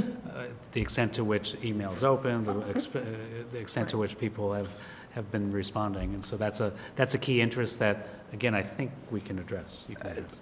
There is, and Google does have a read receipt, it's called, for education and businesses, you know, that feature which you can do that. And there's also some third-party software called Sidekick, which I actually used today and just to see how it works, and it actually works pretty. It shows when it was read, it shows if a person actually pressed the link to open up your email, if there was a link embedded, and it showed that you pressed it and went to that link. It shows what time, the date, and even shows you what city you opened it in. So, yeah. So that, I know that's a feature that I know that it was a concern about, you know, not having with Gmail, but it is there. I'm curious with the, you know, the history in First Class, which I think has pros and cons. Is that a must-have feature in Gmail, or is that just a nice-to-have? Because I understand why it's useful, but as we think about, you know, I would just be curious why it might be more critical to be a sort of must-have. And it may be, I just don't know. Do you want to answer that? Sure. We have a statement. Oh, okay. Deck would like to read. Sure. And then I Read can away. answer that question. Okay. Would that be good? Perfect. All right. Earlier this school year, our members were told that during the school year, the district would be moving from first class to Gmail. We want to thank Dr. Gorin for recognizing that this move would take time and planning and for agreeing to postpone the migration. DEC had submitted a list of questions and concerns from teachers, and many of them have been answered. For example, teachers were told that their emails would be transferred, but they were also told that their contact lists would not. Here are some questions and comments about where we are now. We appreciate the survey that was put out by the tech department and involving DEC in the process. The survey was responded to by an amazing number of teachers in an incredibly short period of time. 3 days, I believe? 5 days. 5 days, thanks. This tells us that this is extremely important to our teachers. And it's important because we want it to be done right. So DEC has been told that some features on First Class may not be on Google Mail, or there may be diminished capacity. For example, Google Groups is not as good as conferences on First Class. The history feature on First Class, which teachers use, is not the same as getting a receipt. They like to know when it's being read, when it's being responded to, and so forth. First Class has an unsend button. Google Mail does not. We would like to see specifics in writing about how these missing features or diminished features are going to be addressed. We want to be clear also that on the survey, there were questions with 3 options. Even if teachers did not want one of the options at all, it was automatically selected for them. We are thinking specifically about the questions about when teachers wanted to do the training. Say that again. So- Yeah, say the last part again. So the question about when teachers wanted to do training, you could only pick certain ones, and not all of them were during the contractual time. What was the question again? I can't. I don't remember. know, I Are don't you have saying the like there was exact. no other, we fill in? Is that, You didn't have an option. It was Well- pick, rank them 1, 2, 3. It automatically filled in, like, once you picked one, it automatically would fill in like 2 and 3 before. No, it would move Well, you would the, pick which one would be 2, but you didn't have a chance option of saying none of those. Could you Oh, leave it yeah. blank? I see. because you could skip the question. the survey, the Survey Monkey, when you choose that, when you choose one, it puts that at the top of the list. Then you choose your second one, puts that at the top. It's not like you can just leave one blank. So So there that's, wasn't an option, an Yeah, other that's- option where you could fill Right. in. I don't want any of these, but I want this. Right, so it was sort of picked from these, right, but, Usually, I did see that it looked like most of the people wanted on-demand resources anyway, whether it was documentation or a seminar. If I read it the right way, most people weren't saying, I want, live classroom time, when they were presented with a list of options of what the channels were. When you asked about, what time of day do you want a live session, they gave those answers, but when choosing the channel, did I read that the wrong way? no, you didn't. I mean, it was really notable, I thought. Oh, no, you know what? I read it the wrong way. Yeah, There I we was go. gonna say. I read it the opposite way. It was the way it was Most of them laid out. wanted the in-classroom Yep, training. my error. So my question is, and I thought, just to reflect back what I heard you say, is teachers like the history feature, love the history feature. but so help me understand the need. I get liking it, but in terms of the actual need, what is the need that it serves? Meg, could you just refer to the survey where less than half of the teachers say they use it regularly when you say the teachers love it? but less than half of you. And this isn't normally what the board would Can get you into, but refer just to me because what question on this? because of the statement, I want to dig on this a little bit. Right here, That's question question 10, thank you very much. Yeah, question 10. Oh, that wasn't from me. Question 10. Sorry, I don't have a color copy. Page 27. It's all good. No, I'm good. I think that many teachers find it really important to find out when it was read and when it was forwarded on, when it was replied to. It's really important for us to be able to respond, and so we want people to respond to us, and people like to know that when that's happened. But doesn't the receive, like the receipt, doesn't it tell you when it's been opened? You're talking about Gmail or? Yeah, on Yes, Gmail. it does. It tells you when it's been opened, right? And you actually. It doesn't tell you when it's forwarded, but it tells you when it's been opened. But if you were to Right. send an email to 60 people, you want to give back 60 receipts. Whereas. Is that how it works in Gmail, or is it, It's just a list. is it, when you do read receipt to 60 people, do you get 60 receipts, or does it Or does it just keep? tabulate those for you? I don't think you get 60, because it's one email. You might get one email, and then it shows all the users on that. That's what I'm Right. thinking. Actually, Joe, I think you do get, we'd have to look into it. I think you do get the 60 receipts. And that's why we're talking about the Another possibility of a option. third Okay. party. Right, exactly. Because, again, this is all new for us too, but that is one of the things that we talked about, which is why we want to go third party and see what else is available. Got it. And that's one of the benefits of the Google platform is that you've got APIs or application programming interfaces that allow other companies to kind of piggyback Right. on Google's work and extend it. Yep. Just as long as you use the Chrome browser, there's so many add-ons. And on the Sidekick that I was looking at today, you get 200 per month that are free, that you can send 200 emails per month if you want those read receipts, which is a lot. I But if mean, you send one email to 60 people, does that count as 60? Or is it's it- 60 emails. And so if you send one email to 60 people, that's still one email. Right. That's still just one email, Yes. okay. So we want to be, I mean, I want to be sensitive to the concerns raised. We've been talking about this for a while, and at least part of the survey indicates an interest in shifting and that people are working in different domains. And you know, again, there's part of it where there are some strengths in first class, and I think, at least for many years, maybe I'll just speak as one user, it's sometimes very hard to use, and so and it eats your young is the way I like to say it. Sometimes my emails just disappear. So there's also, for me, as we've talked about this, there's a way to track emails that I think is slightly better than the first class platform. But that said, I think we should be sensitive to and listen to the feedback and work together, pace this in the right way, find the alternative ways of doing things, and move forward. Can I ask? Note that, just one thing that I thought was interesting is that it's less than 10%, 9% more teachers said that they were intermediate or advanced with our current email system than they are with Gmail. There's 9% more teachers feel that they have a better than beginning understanding of first class, which we've been using in the district, rather than something that we've never provided training on. So that to me says that with a very light touch of training, we can get an equivalent or higher number of teachers at a intermediate or advanced level of understanding of Gmail. It's shocking to me that those are so close. And just to clarify Meg, your comment about the context, they are transferable, but the user has to do that themselves. They have to export, and then they have to import it to their new, which is a 3-step process. Yeah, It's not pretty. rocket science. So, For some tools. question would be, if I teach a drama in an elementary school, and one of my contacts is all of my families, am I going to have to input all of those families then?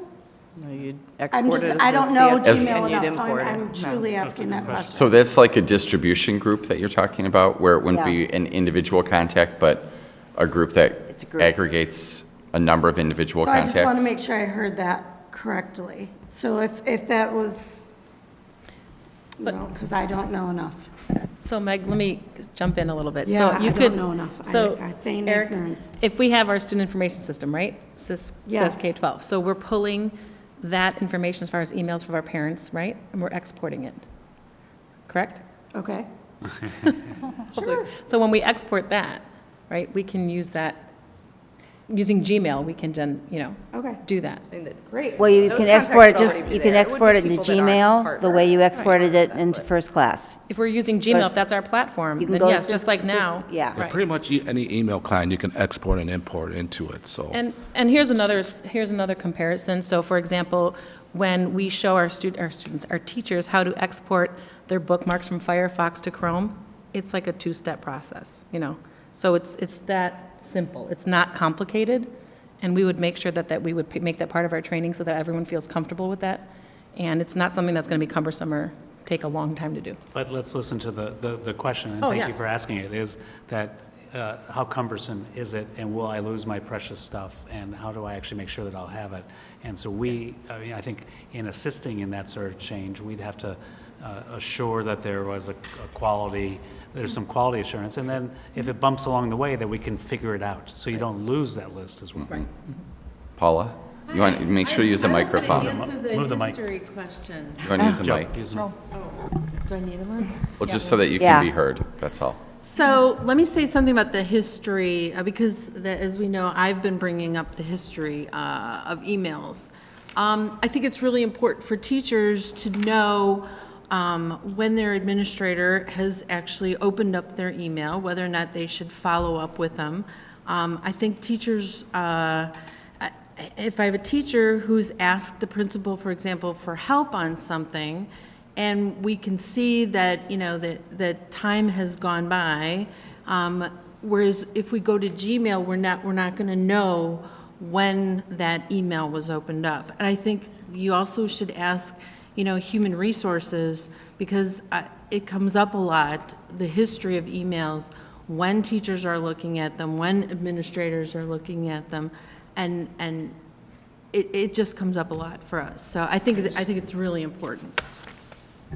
I guess I'm just confused about whether it matters more when I read the email or when I actually give you the help that you've asked for, getting the help that you've asked for. But if I is know more that important. you open the email and I may let another day go by, then I'll follow up with you. But if I know you haven't opened the email right away, I may wait and follow up with you later. I think the teachers you're saying, oh, well, they don't use it that much, but you have a quarter of the teachers saying they're using it one or more times per day. It's really important for department chairs to see which teachers are looking at their emails so they know which teachers they need to follow up with.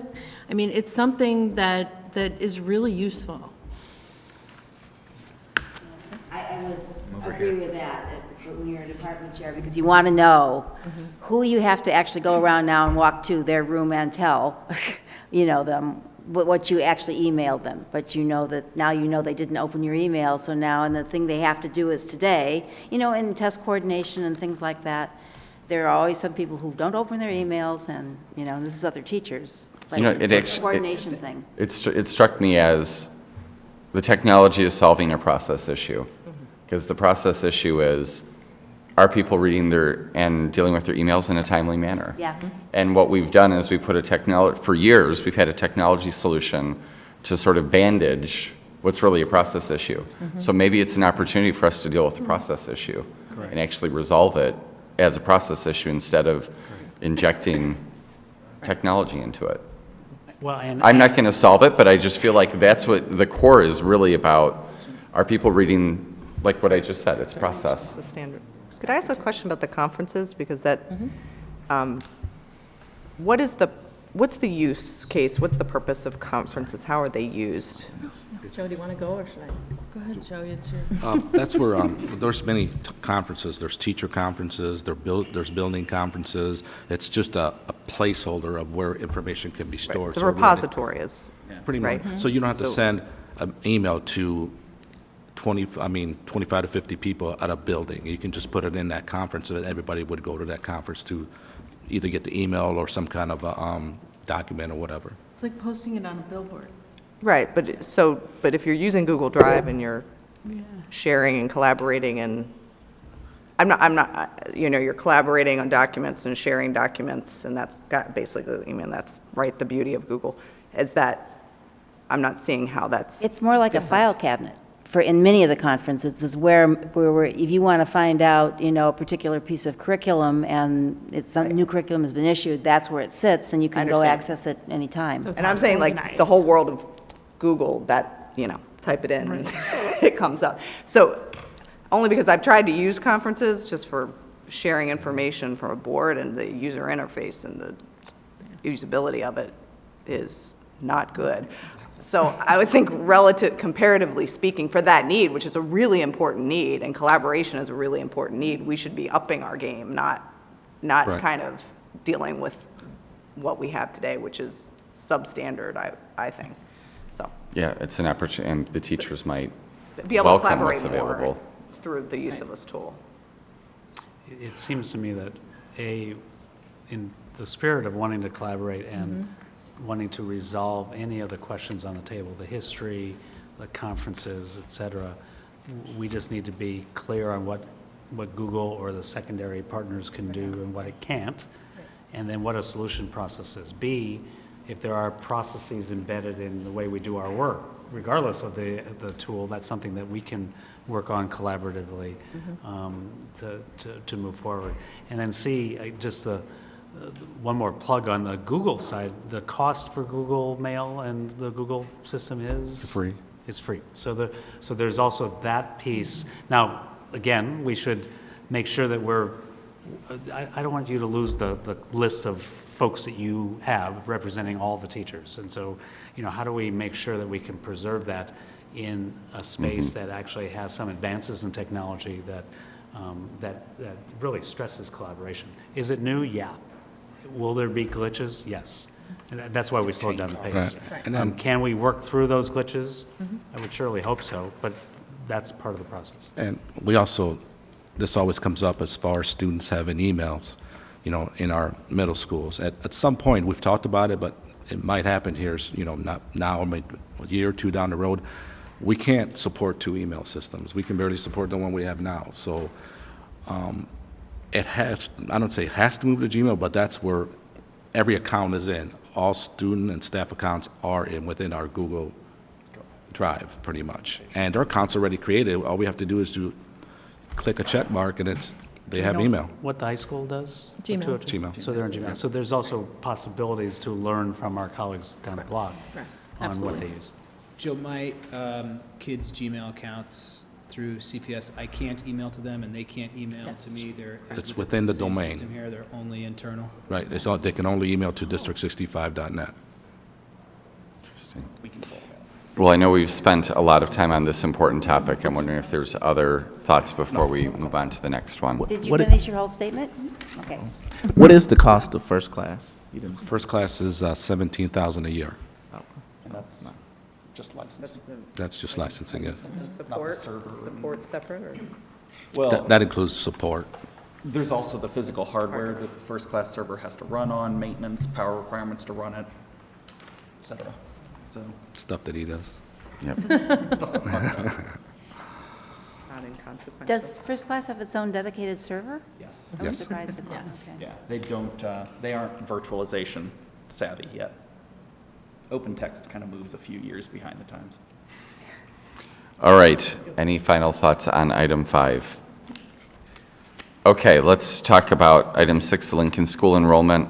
And Peter, I knew you were here, but you've been quiet. But you can lead us off in this conversation. Sure. So the last update the board had on this was a memo that I included in our packet the beginning of December.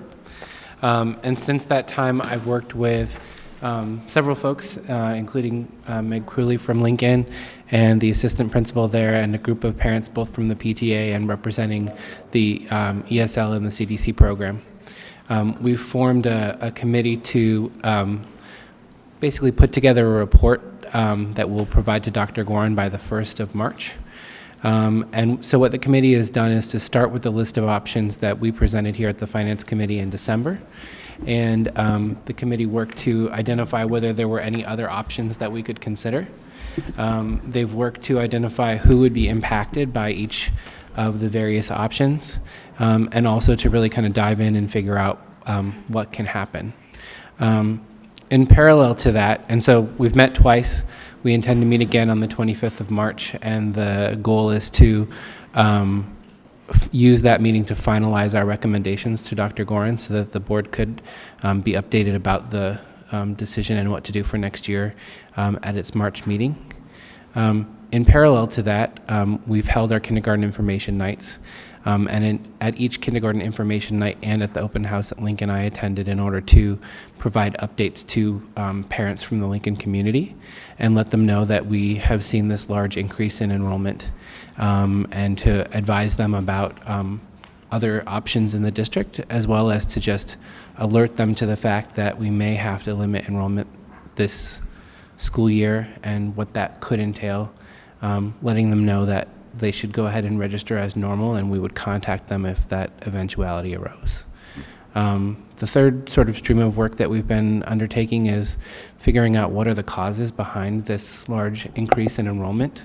And we've made some pretty good progress there by interviewing folks from the neighborhood, including the aldermen, to try to understand what's happening. So one of the big things that we've identified is that the construction in the neighborhood is not related to the increase in enrollment. So there are a number of new buildings that have gone up, mostly rentals and mostly rather small units. So for example, the Amley building on Chicago Avenue only has 7 students who are enrolled who live there. So mostly we've seen the 60% increase in enrollment without a big change in housing stock where young people are living. So really what we've identified and we'll finalize in a report that's due to Dr. Gorin by the 15th of April is that existing housing stock is being occupied by different kinds of families. So we've also been collecting data about the enrollment in private schools and in pre-kindergartens to try to understand what's happening there. But at this early point in this investigation, it seems like there's just a change in the kind of families that are living in the neighborhood. And I think a lot of it has to do with the transit-oriented development that's been happening, as well as sort of different preferences for folks wanting to live in a walkable neighborhood.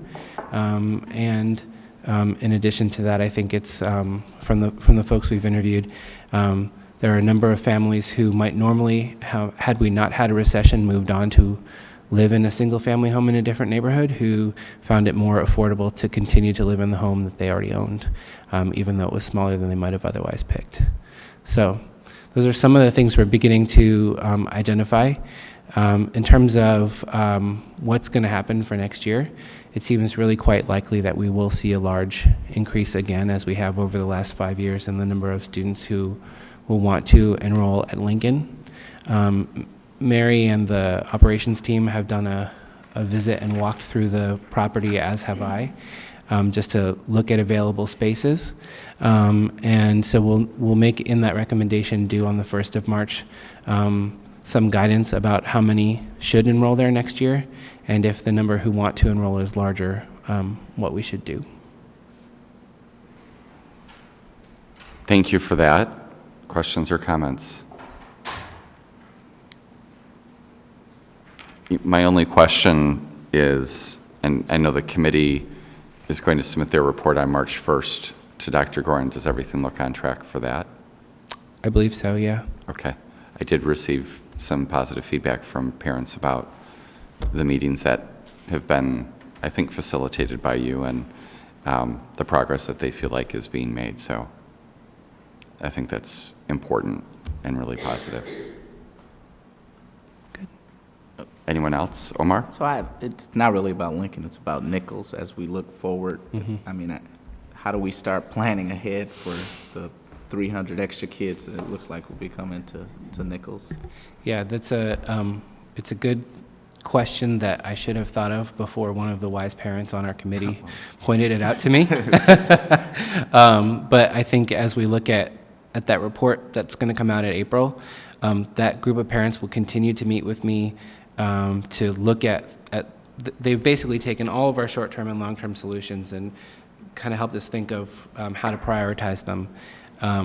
Among the long-term solutions is if we don't have enough space at Lincoln and then also at the middle school, is there some other site that could host additional grade levels? Could that be shared between the middle school and the elementary school? I'm not sure what that would look like, but I think part of this project has to be planning ahead for the same thing to happen in the middle school. And just a half step back, and this gets into the weeds a bit, but Peter and the folks on the committee are considering different ways of organizing Lincoln as well, just in terms of lunches, for instance. I mean, if it were possible to add an additional lunch, would that ease the flow? The obvious answer is probably yes, but we'd want to figure that out, and then there's a domino effect of can we get the lunches delivered on time so that an additional lunch could be served. So there's that sort of nitty-gritty, which is also an important thing for those who are working and living in Lincoln right now to make the growth of the students and the large population more amenable to the space. Tracy? A question about Nichols. I know we had these projections being built onto Nichols. Yes. Are we exceeding those expectations? Because if we are not, then we should theoretically have enough space at Nichols because we built knowing how many students were coming. Yeah, so we are not in the current projections exceeding the space at Nichols.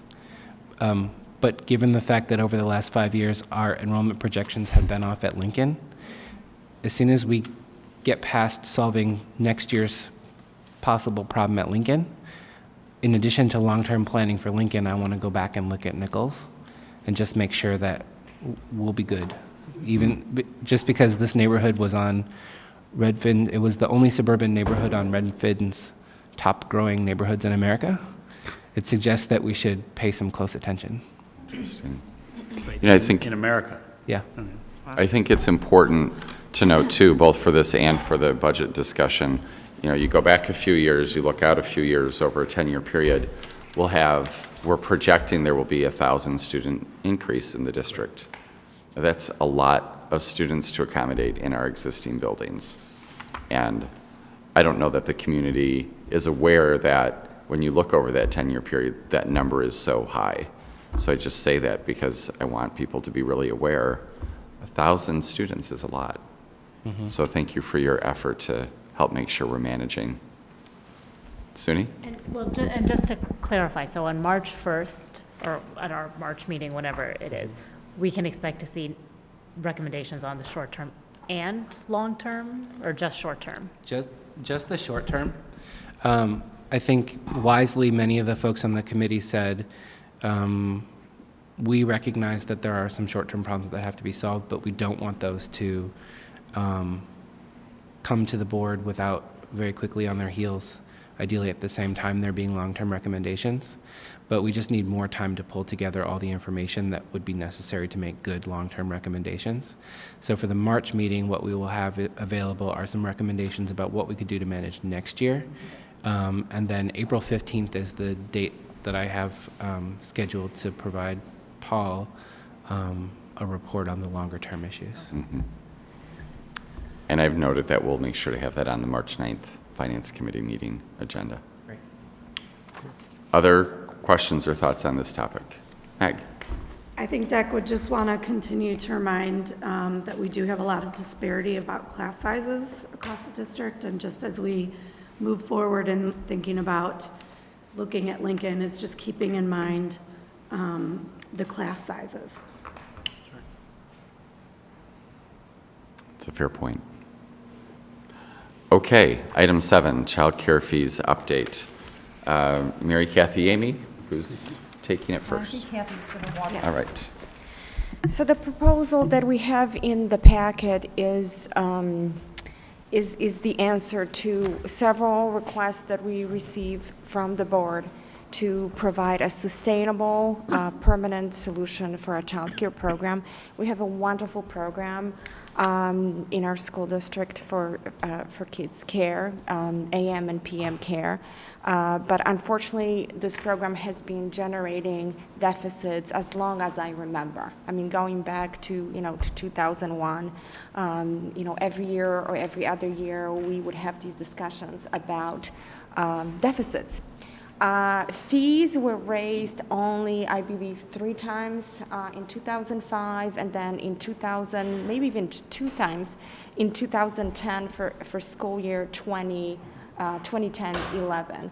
One time was just a $1 increase, and I think the second time a $2 increase. While the cost of labor, salaries, benefits, commodities, because kids receive snacks, has been increasing every single year. So we put a proposal in place to still continue to have this program, and also program would support itself, would be sustainable. Last year was the first year when we had a surplus, but it was only because If you remember, the district started using collection agency. We had some parents with outstanding balances from prior year. We went after these families. Prior year fees were included in actual childcare fees for this year. So that's the reason for the surplus. Amy Small is here, the director of the program. I'm here. We can answer your questions related to the program, to the budget. We already received some of the questions from the board. We are ready to address those questions. I'll start just because I did send a few. The drop in revenues from DCFS and DHS, notable. Right. Any insights there? And it's not actually a drop. Fiscal year 12 DHS revenues include prior year revenues. We had we had issues collecting and billing for DHS revenues in the years that are not showing here, fiscal year 10-11. And we had a personnel change. Somebody else did a fabulous job, collecting these prior years. So this is really not a drop. This is just recovering some of these revenues from the past. And regarding the DCFS revenues, DCFS is a reflection of primarily any kind of foster care funding we receive. So that is not based on enrollment more than it is a circumstance for a particular family. So that has always been very low as far as any type of revenue. And I would project that based on what we're seeing here from 12 to 13, either those families have moved out of our school district or are no longer in the foster care system where we would be billing for those, or they are old enough to be outside of, not be using the school-age child care program. Something struck me which I hadn't discussed at any point or sent in advance, and that is, we have some fixed costs, right? We have a child care supervisor with each program. And I'm just wondering, our capacity relative to our enrollment, if there's opportunity to increase some of our revenues by marketing the program, so that we might generate some more revenues, for the program, for the district, if we have the capacity without increasing our variable costs, but better leveraging, I guess, the fixed costs that we have. And I know you'd have to look sort of school by school to see how much room there is and how many students are enrolled in that sort Every of thing. school is designated by DCFS licensed space. So I remember seeing those numbers at some point. Yeah, so that's very specific as it relates to where we can have children in each school. We all know that in every school, space is an issue, so we're very conscious of, first of all, the appropriateness of the space, next, the licensing capacity that is available for us. And for every school, really, when you're looking at the enrollment, while it fluctuates from year to year, it has primarily stayed in an average range of the 450 range. Sometimes it's usually lower at the beginning of the year, and then by mid-year, it plateaus and then stays throughout that way throughout the year. So there hasn't been a huge fluctuation. It's more about some other programs that have come in where the parents have questioned, where they might want to place their child, and they should have those options available to them. But we haven't seen a huge decrease in enrollment. It may have taken longer to reach that average range, but overall it's been pretty similar. So the 450, is that total unique students? Because I like the way you had it broken down in the memo. It was 3:56 a.m., 2:87 p.m. So is 450 just the unique The average, yeah, that's the average amount of children that we have coming through the program. Okay, and I just want to make sure we're on the same page. So those are, but it's unique children.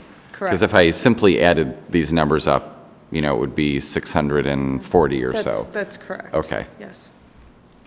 And is that that is the capacity, to your question? Well, so it's, What does that represent out of the total capacity that you would have at the current staffing? Well, every school is different. I didn't bring those numbers with me as far as capacity, but we have those readily available in the office.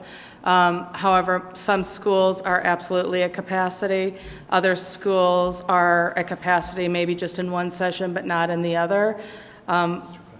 So the question is, I mean, it might be, is there available capacity? There is and I know available we've, capacity in some of the schools and some of the sessions. I know that we've passed kindergarten information night, and I know it's talked about. Something I would encourage us to do is maybe look at some of those schools, and is there a way we can target the schools where there's excess capacity and see if we can promote the programming and generate some revenues there. It's a great service for the community. Absolutely. You know, if it brings in some more revenues while we're providing a service, that's a win for everyone. I was unclear in the projections. I'm assuming that the green on page 40 are projections based on the proposed increase? Yes, 7% for fiscal year 16, and then drops to 3%. Okay. The late fees, how much have we collected? So year-to-date, Yes. we collected about $1,500 from 22 families. $1,500. So that's just board, if you remember, last year we changed the late fee collection process. So, and we were concerned about the families that were more habitual. So if you, I don't remember what the late fee, what we ended on. Was it 15?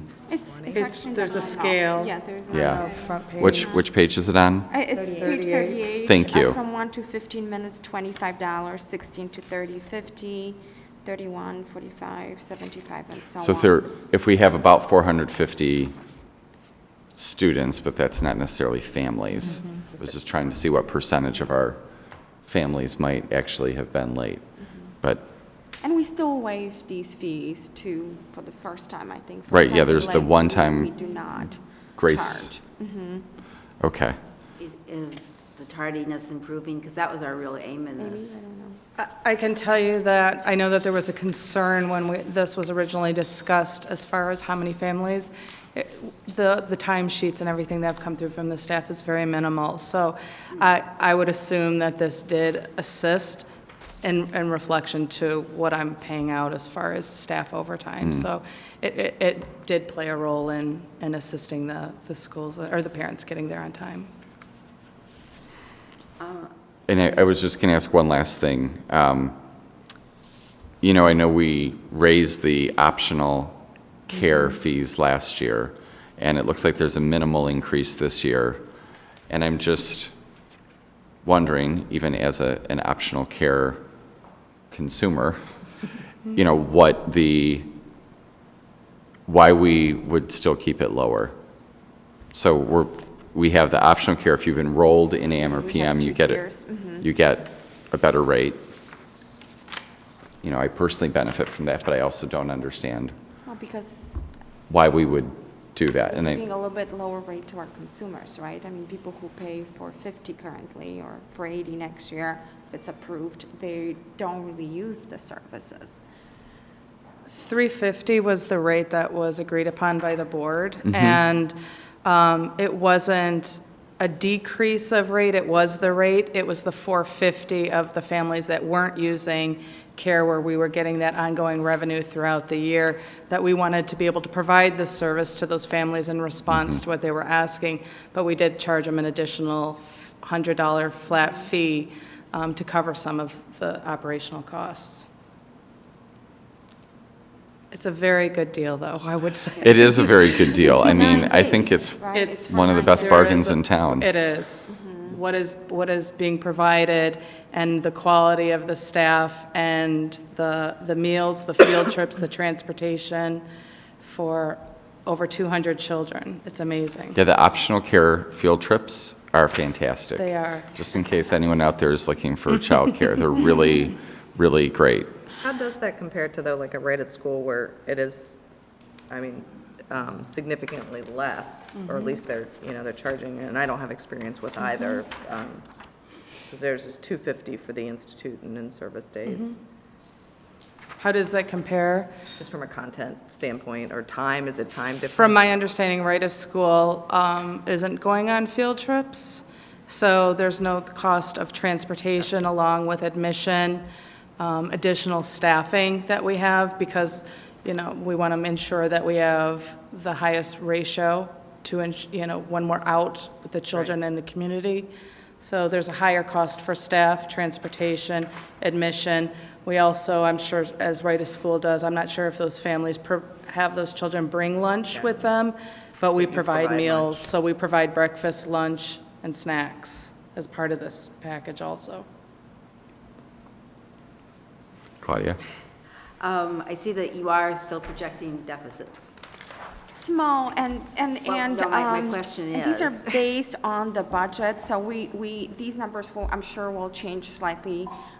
Some of the costs in non-personnel, for non-personnel expenditures, I'm sure we will be able to work it out with Amy, so we do bring a balanced budget, going, you know, I going guess my forward. question was, if we were to say as a board, we can't have any more deficits, you got to run this as a break even, where would you how would you increase the revenue, or what expenditures would you decrease?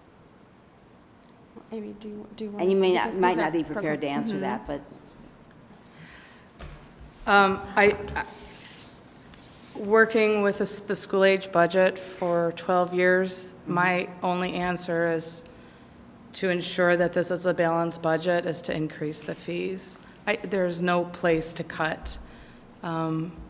Salaries, cost of food, everything is continuously going up, and our rates don't align with the costs that we're paying out for everything involved. I don't see where it's possible to cut from the budget that is provided. So we have to maintain the ratios, and I mean, we have to provide transportation, admission, and snack, and so that's. do you think we're fixed similar cost. to like the Y and other programs where, you know, I just did some ballparking of our monthly charge or what we take in, and we're up there with the Y. Everybody else is lower though. Do you think they're Fleetwood, Jourdain, and Right at School and Pope John? They're all less. Staff costs are significantly. What's that? I'm sure it's driven by staff costs. I mean, So I guess my question on a was, relative though, basis, are and the they running at a qualifications loss? thereof, you know, the Do you know how staff is commensurate with qualifications, but the- Well, and we have different requirements too, right? Like Right at School isn't governed by DCFS, is that right? We're a DCFS license, so there's mandated requirements that we have to fulfill. I would assume that, I don't know this, but I would assume that Robert Crown is DCFS licensed. I'm making an assumption. I know KinderCare is. I don't think Right at School is, because it's operating through that PTA component, but not a DCFS licensed space. So there are different requirements and standards, both of education of the staff, along with staff ratio, that we have to uphold. So, but you're saying that Robert Crown also is the same, because they're charging $280 a month approximately. I'm making the assumption that Robert Crown is DCFS licensed. As we are? We are We are. DCFS Well, licensed. but they're considerably, they charge considerably less. But they're only after school. Only after school, but, yeah.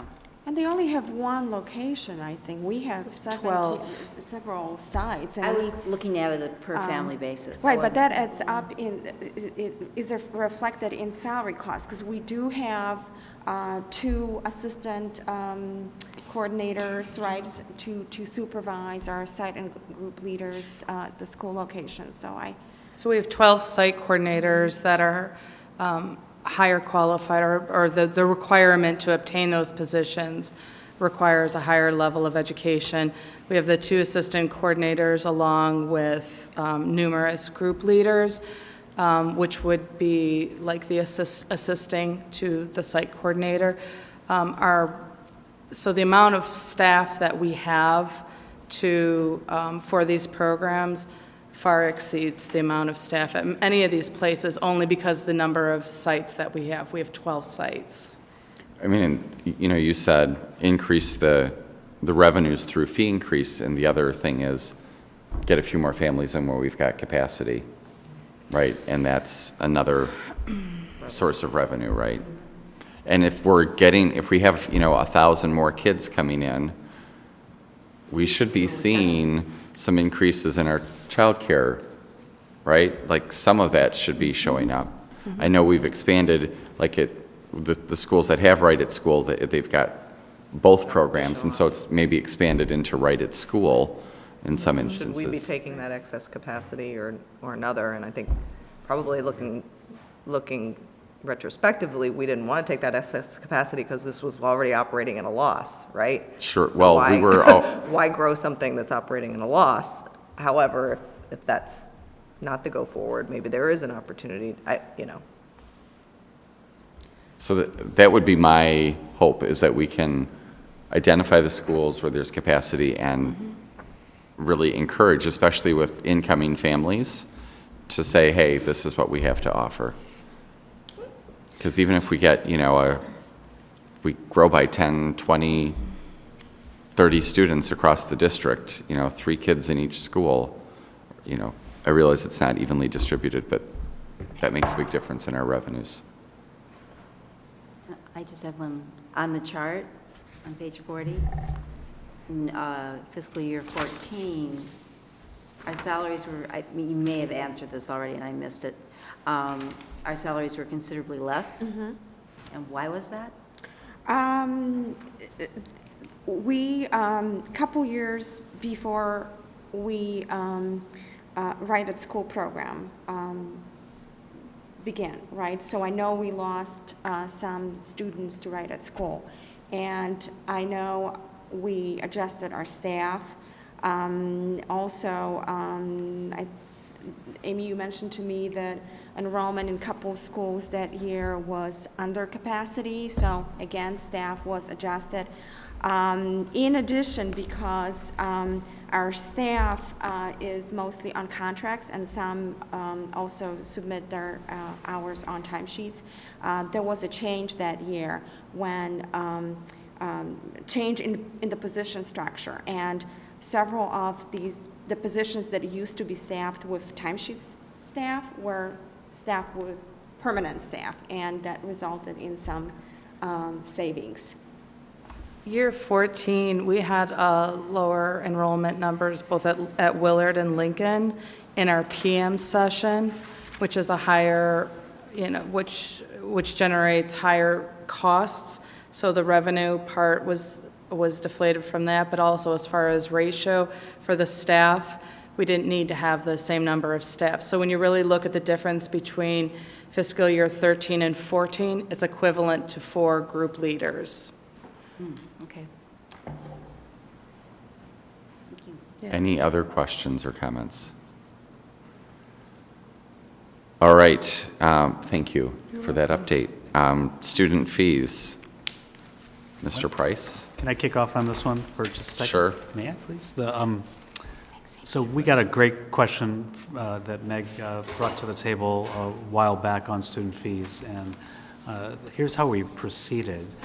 Kathy has done a deep dive, an initial deep dive into where there are fee expenditures across the different schools, and where there's some consistency and where it varies, and it varies. And so what we're trying to figure out is what the right approach is to fees for the year to come. And so we know that we need to do a next level of deep dive with our principals to see what the rubric or method is to how they deploy the resources that they have. And the reason I wanted to jump in, John, and thank you for giving me the moment for a second.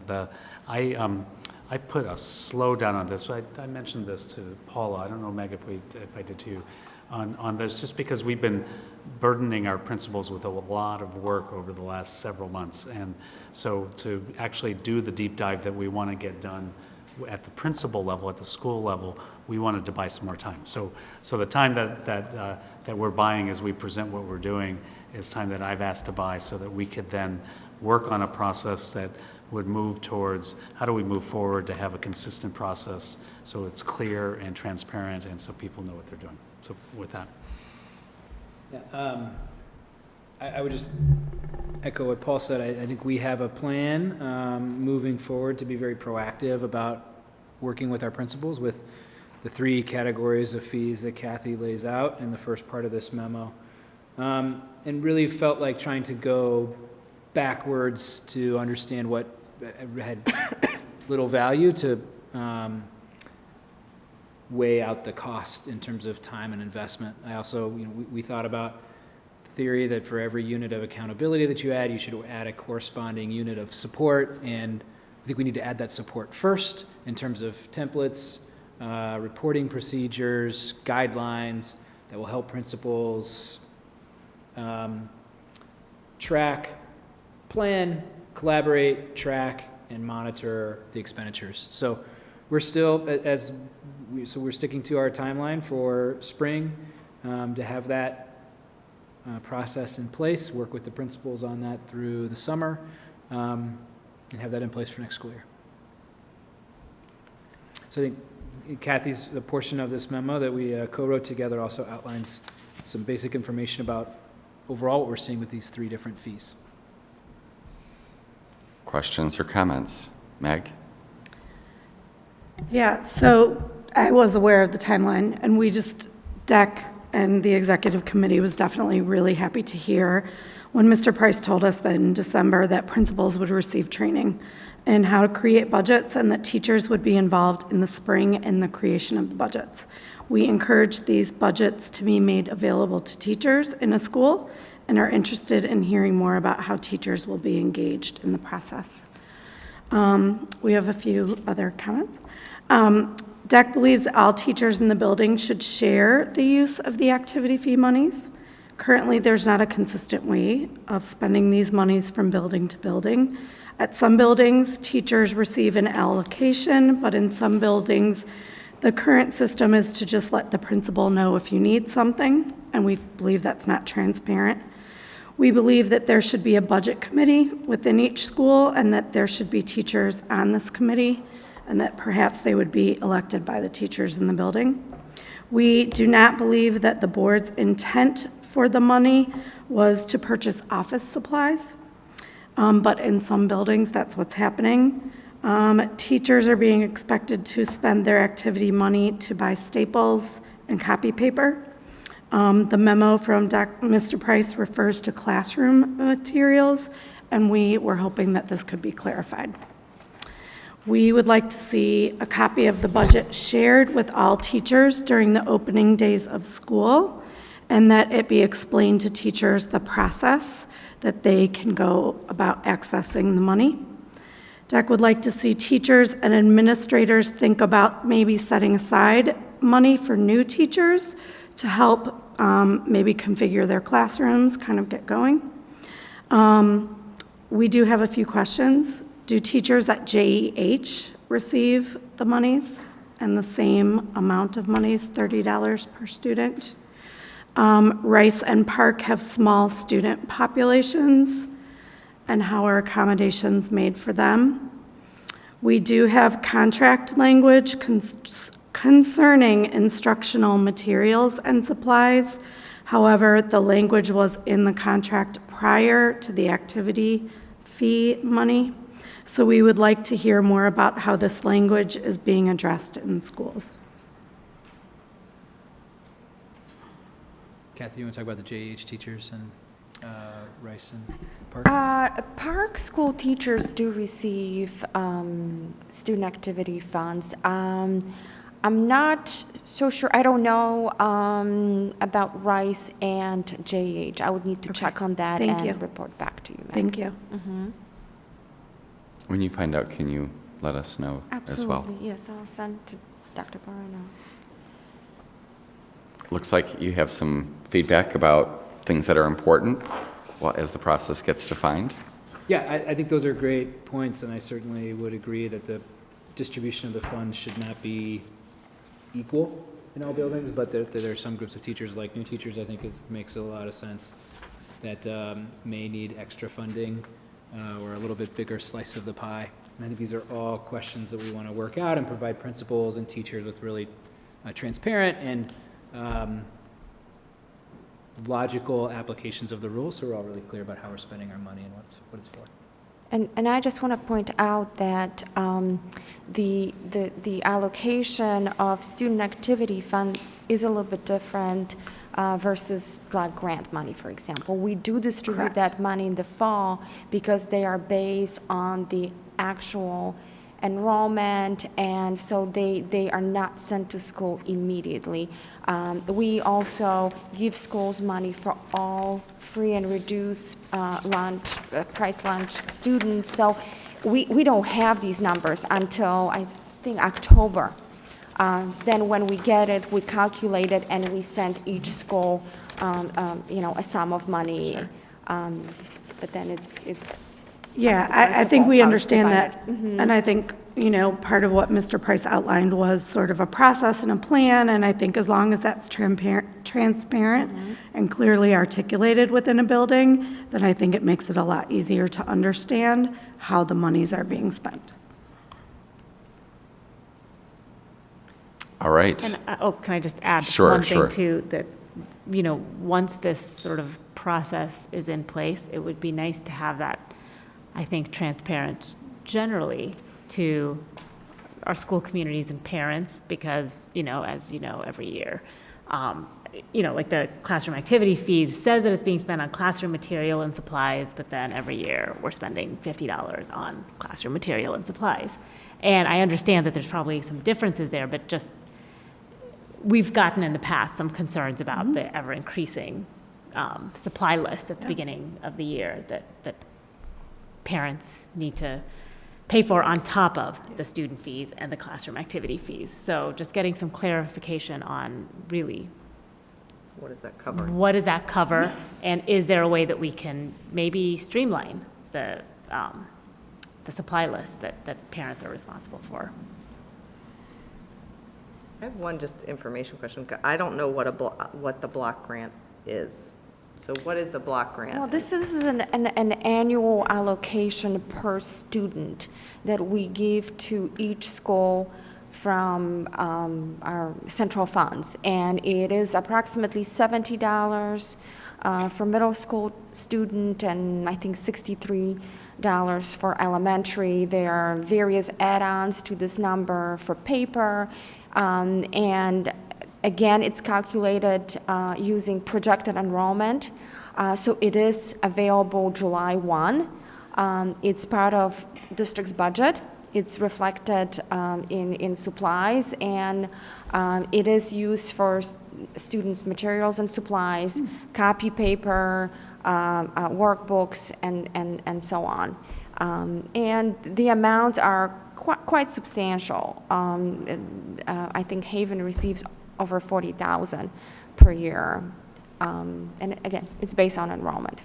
And that's on top of the student fees? Student and the activity, classroom yes. activity fees. So schools get that money first. It's available July 1. And then when we get the free and reduced figures, and we collect, because the collection of student fees starts in June. And again, we don't know how much we're going to collect. So usually around October, we are all, well, we wish we could be done with the collection, but we know that's really not the case, because we still have approximately 1,000 families that didn't pay current year fees. But we have an idea how much we collected, what the free and reduced lunch numbers are. Then we take those figures and we give them to school, usually in November. So this is like the second wave of payments. But there are various lines. We give an allocation to kindergarten teachers, $3.50 per classroom. There are allocation for library books, $3 per child, again, based on enrollment. For art supplies, $5 per student. So actually there's quite a bit of supply dollars, PE, drama, in schools' budgets. Thank you. Claudia? The technology fee of $20. Yes. When we said it, did we survey other districts? Yes, we did. And are we sort of like right with everybody else? That was actually on the lower On the lower end, yes. Yeah, I mean, we've seen as high as $100. So we felt that we need to have a symbolic, fee, and our school district put so much money. We just had a discussion about technology, right? Spend so much money for instructional technology. We collect about, the budget for technology fees about $85,000. So in no way that covers the total cost and even half of the instructional technology cost, but it does help. It helps with just a little. Yes, and we keep that money. That money is not sent to schools. It's, again, used to offset the cost of what we spend centrally. Tracy? Why did we decide? Oh, I'm sorry. I was just going to say, if we were to raise it to $25, I don't know, $30, when would we have to do that? We actually just had a discussion about fees, I think in December, when we decided to keep the fees the same, again, because last year we added a new fee. We removed the family cap. We used to charge only for 2 students. Now there is no limit. So in a way, our families had a large increase in fees last year. I think that was the reasoning behind not increase. And again, this fee was just added, so we didn't feel like we need to increase it right away. I guess, but still, the timing of raising any of these fees would be more like at a December board meeting, January board meeting? Well, I could imagine kindergarten information night would be a point where we would want to communicate what the fees are. So we'd have to do it in December. I would think that would be the latest. Right. I think so. I mean, we've made these adjustments to childcare, which is probably not optimal timing. Last year was later. I think we moved it up a few months this year. I'm not sure I agree that we'd have to meet the kindergarten night, because that's only a certain percentage of the families. If you don't have a kindergartner, you're not coming to that, and then you wouldn't know anyway. But if you want to communicate whatever the fees are for those new families, so for at least that population, you would want it ideally to be accurate. Yeah, and I think that's the reason why we do it in December, so we can have this updated information for kindergarten night. Maybe going on in the future, we could be more proactive about saying, okay, would you like to raise fees, to the board, rather than having it be our idea. Tracy? I think if we continue spending at this rate for technology, we should think about at least getting in line with other districts, because there's no, I see the whole picture of why you didn't put it up there immediately, but to be below the average with what we're spending doesn't make a lot of sense to me, particularly because we offer free and reduced prices. Well, do you want to go back? I mean, do you want to revisit that issue? Do you want to revisit technology fee? Because, I mean, that's what we did last year. We actually introduced one fee later on in the year. I mean, Mary, if the board feels that we need to increase, I'm sure we can. You know what? I feel personally like we need a more comprehensive discussion. Like I think your point is dead on. We're spending a lot on technology. $20 per student is a small offset with the number that you talked about. But I mean, I think it's in the context of the discussion we had earlier, because also many of those districts that have much higher are doing one-to-one. So it's not necessarily apples to apples in terms of what the perceived value of it is. So I wouldn't revisit it now, but I'm not on this committee. But I sit on the board. And your name is Candace Chow. My name is Candace Chow. In the future, I wouldn't wait 5 years to revisit it. Oh, no, it's going to be brought to your attention every single year. Well, I think as we shift our attention to item 9, which are the financial projections, we're going to be looking very broadly at all of our revenues and expenses, and that's where I think, fees would be one small set of revenues that we would be looking at. So why don't we, with that lovely segue, go to item 9. Let me segue your segue. Okay. By just reiterating as Kathy does a brief overview and highlights of what's in your packet, that we consider this in light of what the bottom line is in the out years, and also some of the concerns that we raised earlier about our capital expenditures.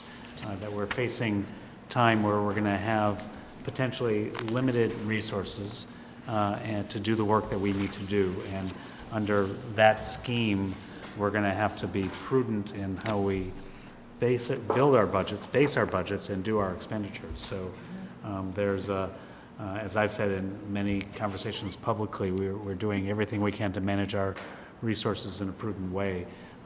That said, there's a financial cloud that's hovering over the district, the state of Illinois, and the district that we have to pay attention to and be on point. So with that, Kathy's going to do a brief overview, and then we'll open up for conversation.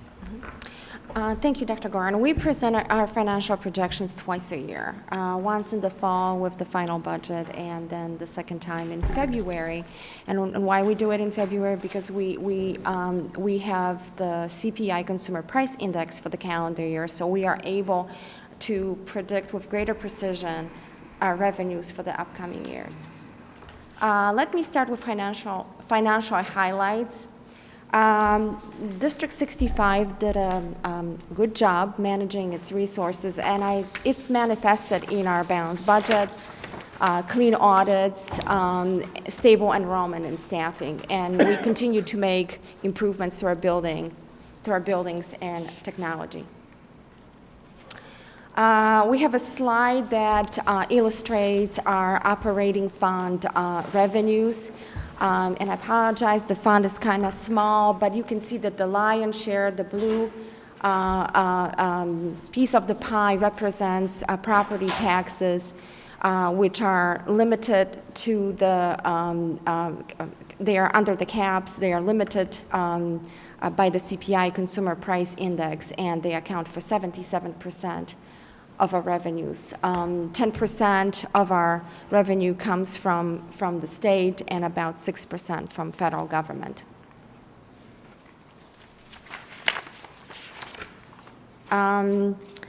I mentioned that the property taxes are subject to the CPI, and we know that the last CPI for the last 2 years were under 2%, 1.5, and devastating, let me just say it, devastating 0.8 CPI for 2014, which it was going to be used to calculate the 2015 levy, which will be received in fiscal year 17. We will be feeling the effects of that CPI in 2 years. It's not immediate with governments. We usually feel whether it's good or bad 2 years down the road, not immediately.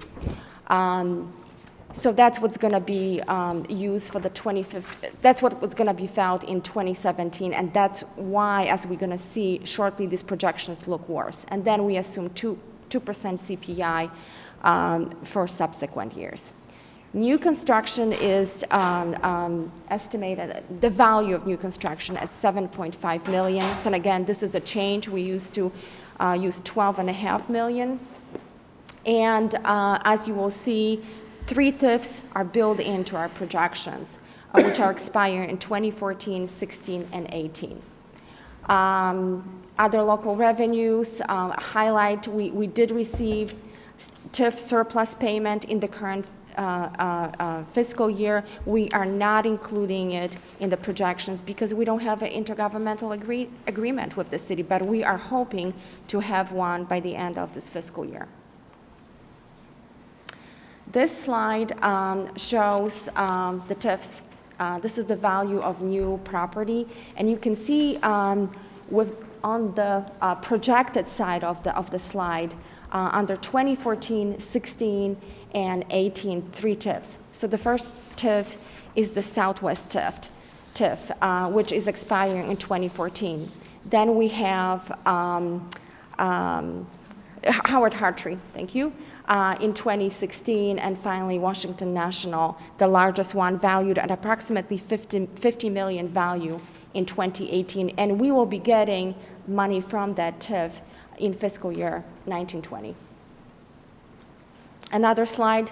This is CPI, actual CPI, Consumer Price Index, and projected. And you can see the fluctuate on the left side of the slide. I actually calculated the average from the 6 years. It's 1.9%. We are using 2% moving forward. This is actually a little bit less what PMA, our financial consultant, is recommending. They have over 300 school districts in Illinois and other states, and they have been recommending 2.1%, which has been a 10-year average. So even though it feels like we are feeling optimistic using 2%, it is not. It is actually just in line with other school districts are using going forward. And nobody has a crystal ball. But we did have the lowest CPI on record, 0.1 in 2008, if you remember, was preceded by the highest CPI on record, 4.1. So a lot can happen.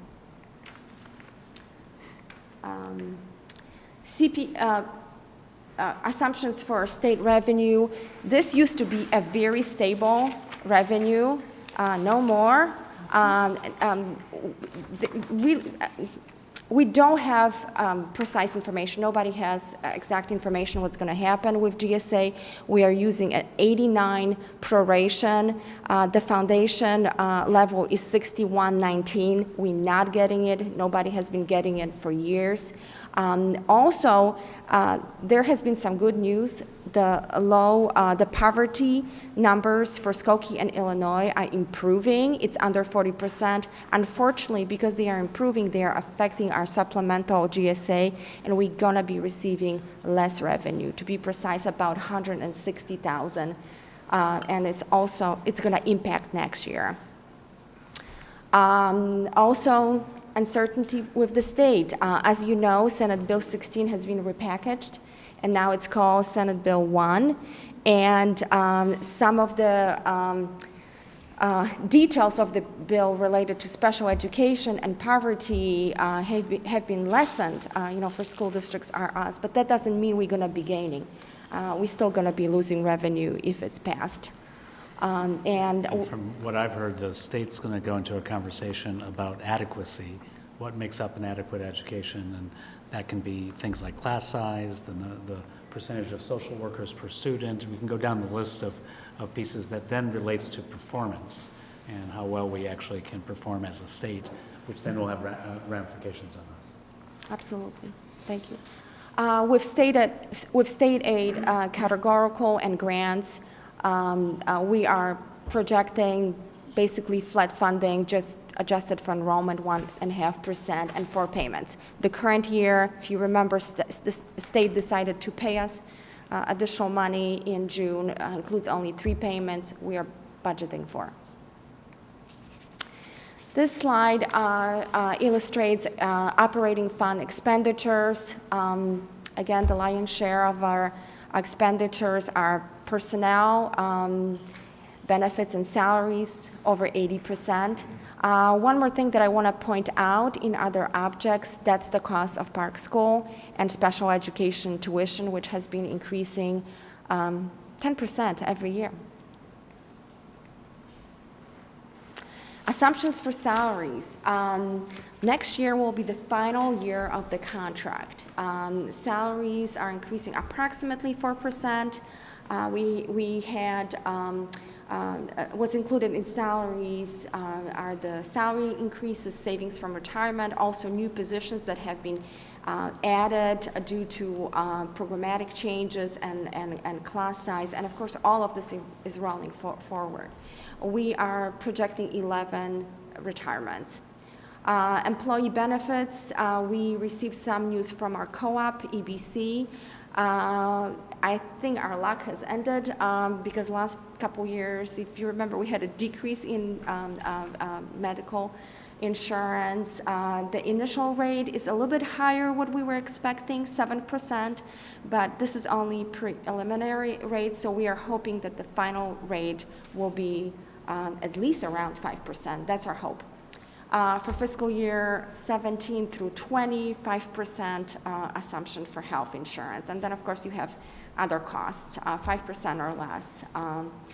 Pension cost shift, we have been consistent. We put it in our projections last year. It's still there.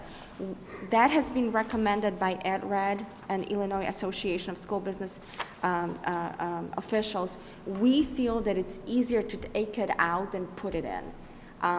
It's there, it's a placeholder, it's 0.5% in fiscal year 16 all the way, it's increasing all the way to fiscal year 20 when it's 2%. But again, there's really no concrete information at this time if it does not pass, although we are hearing that it may, because of the failure of the pension legislation, that we have it. It's in the numbers. We don't have to all of a sudden add $500,000 to our bottom line. This slide represents assumptions for non-personnel expenditures. Purchase services and supplies will be decreasing 13%, but only for 1 year, because we were getting ready for that, and we have been preparing various things. But unfortunately, in fiscal year 17, these expenditures, because most of those expenditures are various premiums, they are going back. So that's why when you look in the projections, it looks like a very big jump for supplies and purchase service. It's because we are restoring these expenditures. Also, we're going to be finally using that money from the state maintenance grant that we received in fiscal year 12, about $750,000, to offset some of the expenditures in the next year's budget for buildings and grounds. In other objects and tuition, restoration of the buildings and grounds, vehicle program, Don Stevenson, I'm sure will be ecstatic, because that was deleted from 3 budgets in the row. That's about $45,000. It's going back up. And there are a lot of unknowns, which I already mentioned. Pension cost shift legislation, Senate Bill 1. Again, we don't know what's going to happen. Just recently, we received additional information related to early Head Start program. You know, there's a hole in the budget, and unfortunately, it's going to affect our programs as well. And we don't know at this point if it's a temporary delay or a permanent reduction, but it will affect our funding. From what we know today, the state will expend its resources as of the end of February. And so the Child Care Network of Evanston is watching this and informing us as we go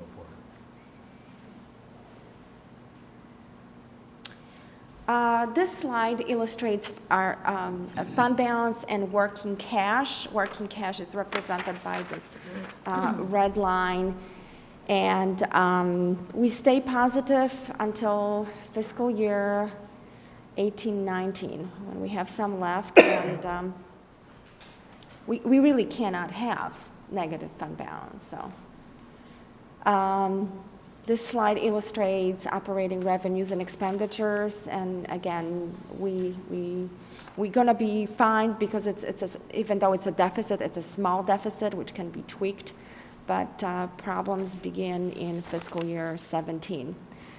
And that is illustrated here when you have details by object for revenues and for expenditures. And these numbers do, I'm sorry, I know the font is small. Hopefully the numbers are a little bit bigger in your packet. These numbers do look worse in comparison to what we presented in September. And next year, it's primarily due to the low income figure, GSA, decreasing, slightly higher figures for salary expenditures. And starting with fiscal year 17, our deficit that used to be 3.5, 3.8, now it's actually 5.8. And it's primarily because of the CPI that's affecting fiscal year 17 and all subsequent years. And the loss is tremendous. I mean, it's over almost $1.5 million that first year. And it is unfortunate how the county, gives us money. I mean, we get a 55% of the extension, and then it's kind of like the estimated gas bill. They give you something, and then they adjust in the fall, and unfortunately, that's the next following year, and that year gets very big hit. But it's looking worse. It's not looking better. And as Dr. Gorin mentioned, these, financial clouds, it's really, they start to gather on, local, state, and federal level. And this is our final slide. And this slide actually looks a little bit better. This is our financial profile score. In the past, what we were actually projecting falling into financial warning category for fiscal year 14, but now we are projected to stay in the second best review for fiscal year 14 and 15, and then go to early warning category starting with fiscal year 16. So that's what I had in terms of presentations. Let me know if you have any specific questions about the numbers.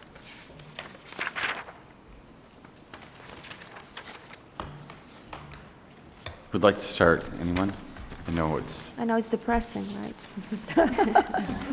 Candace. I'll start just with a couple questions first, and thanks, Kathy. This was very easy to follow, so appreciate it, and Dr. Brown.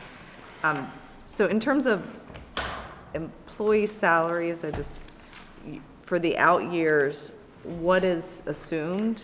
I know you say obviously will For be illustrative negotiated, but- purposes only, we assume what we always assumed in the past, 3.8, 2% on the base and 1.8 is the step. But again, this is just for the illustration. I mean, everything will need to be negotiated. Yeah, and no, I understand. I just was yeah, curious and what the that's numbers- and that's so starting with 3.8. fiscal years. I'm sorry? You said 3.8? 3.8, yes. Okay. And then the spend down of the fund balance is because you would be assuming that 100% of the deficit would be paid? From the cash. From the From the cash. cash, okay. Yes. So, I mean, I guess the big concern here is that we just have a structural imbalance. There's, with a 2% CPI, and if it is that holds. Or conservative, 0.8 and a in 4 to 5%, certain years. 4 to 5% increase on average of all the major expenses, it does not compute. Right. No, it doesn't. And I know we've been talking about the structural deficit, but these are the items like that 0.8 CPI for 2014 that we have no control over, and yet we have employee contracts in place with 3+% going forward, Right. Insurance premium increasing at 5 or 7% moving forward, and again, property taxes are 77% of our revenue. So it's like, how do you approach that structural deficit? I mean, it's tough. So the 0.8 was a revision. Previously, we had 2. Correct. 2 in there, so that's why the big hit in the first year. Yes. And I know you're saying it seems conservative to put it at 2, but to me, I question, why would we think it's going to go back to 2 if we're coming off Because it has 1.5 been- down to 0.8? Because it has been the 10-year average, and so, I mean, data is being used we have to use something. No, I understand. I just wonder with a rolling 10-year average in such Right, an and even environment, 6-year economic environment, which has changed dramatically over the last 10 years. Right. But if you look at those Over the last last 4 6 years, years, yeah. the curve is going down like this in Right. the last 4 years. So that Right. means, It's- again, from a I planning agree. purpose, doing best practice is what we're doing. But if we engage with what you're saying, Candace, then we're in our straits are even worse. Could potentially be, just being even more conservative. If you're looking at the trajectory we are on now, it would have to take it. So, I had the same reaction you did, Candace, and I'm curious because I heard you say Spear Financial PMA. I'm sorry, PMA is recommending Yes. 2.1. Right. Do we know what their rationale is? Well, again, The it's the 10-year 10-point average, and Is that it's just based on that, the 10-year average? Yes, and also the historic information. I mean, they know that 4.1 CPI was followed by 0.1, so they are saying that things can change quickly, and It seems like a pretty volatile Correct. figure, actually. I mean, and so in doing an average, you're kind of smoothing out some of the effects of that, because I just wanted to it make seems the sensible, the way you're doing it to me, anyway.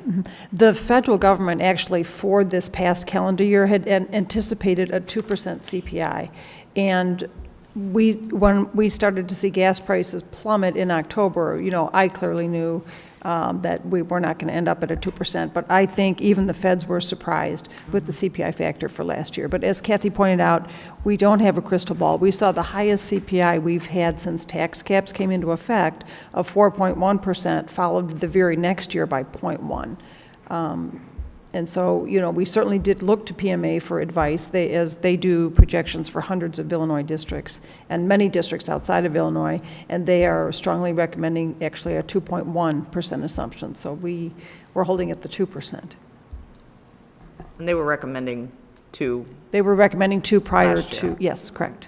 Well, actually, they were recommending 2.1. 2.1 We were again, going more previous- conservative at 2. With the 2. Okay. I have a question just about special ed tuition. 1.8 million, and how many students does that pay tuition for? I think around 31. 30? Okay, 31. With some of the changes that we have made or are looking at potentially making, do you anticipate in the next year or 2 years out bringing some of those students back potentially? Well, of that 31, 6 are 8th graders, 3 are currently in transition, returning. We've identified another 8 that we think are possibilities for transitioning back. But this all depends upon, you know, IEPs and children's Yep. development, et cetera. How many did you say are 8th graders? 6. Okay, well. All right. That's So, good, helpful to know. Something we're looking at. Okay. Omar, Claudia, Meg, any of you have questions? I have it's a technical question, but on page 40, 50, I know I should know the answer to this, but I don't. So this is the year-to-date fund balance schedule under non-operating funds. Why is technology presented as a negative?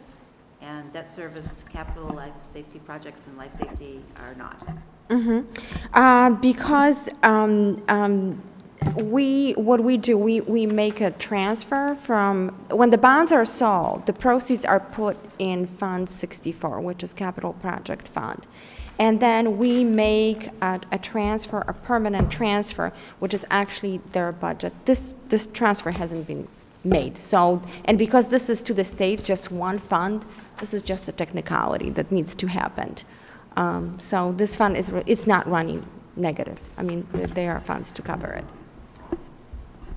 So what Kathy is saying is the transfer of cash on our books from Fund 64, which is our capital fund, to Fund 65, which is another form of a capital fund for technology, we haven't done the transfer yet. The state sees that as one fund anyway. We need to do the internal transfer, and once we do, you won't see a negative in that. Yeah, and this transfer is in the budget, in that fund's budget. So we planned for that, we budgeted. It's just a journal entry needs to take place, a transfer. So it's just negative at this And point. it's not even a transfer from a bank account. It's one in the bank. It's just a journal entry Okay. in our books. I'll try and remember that Okay. when I see this again. Omar? So my real question was about CPI, but I did have a question about the TIFs.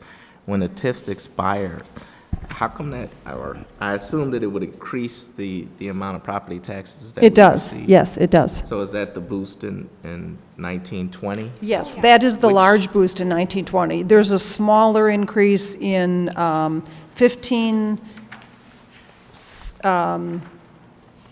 there are smaller increases from the 14 levy and the 16 levy, but the largest one by far you're now seeing in that out year, and we didn't see that year prior to now.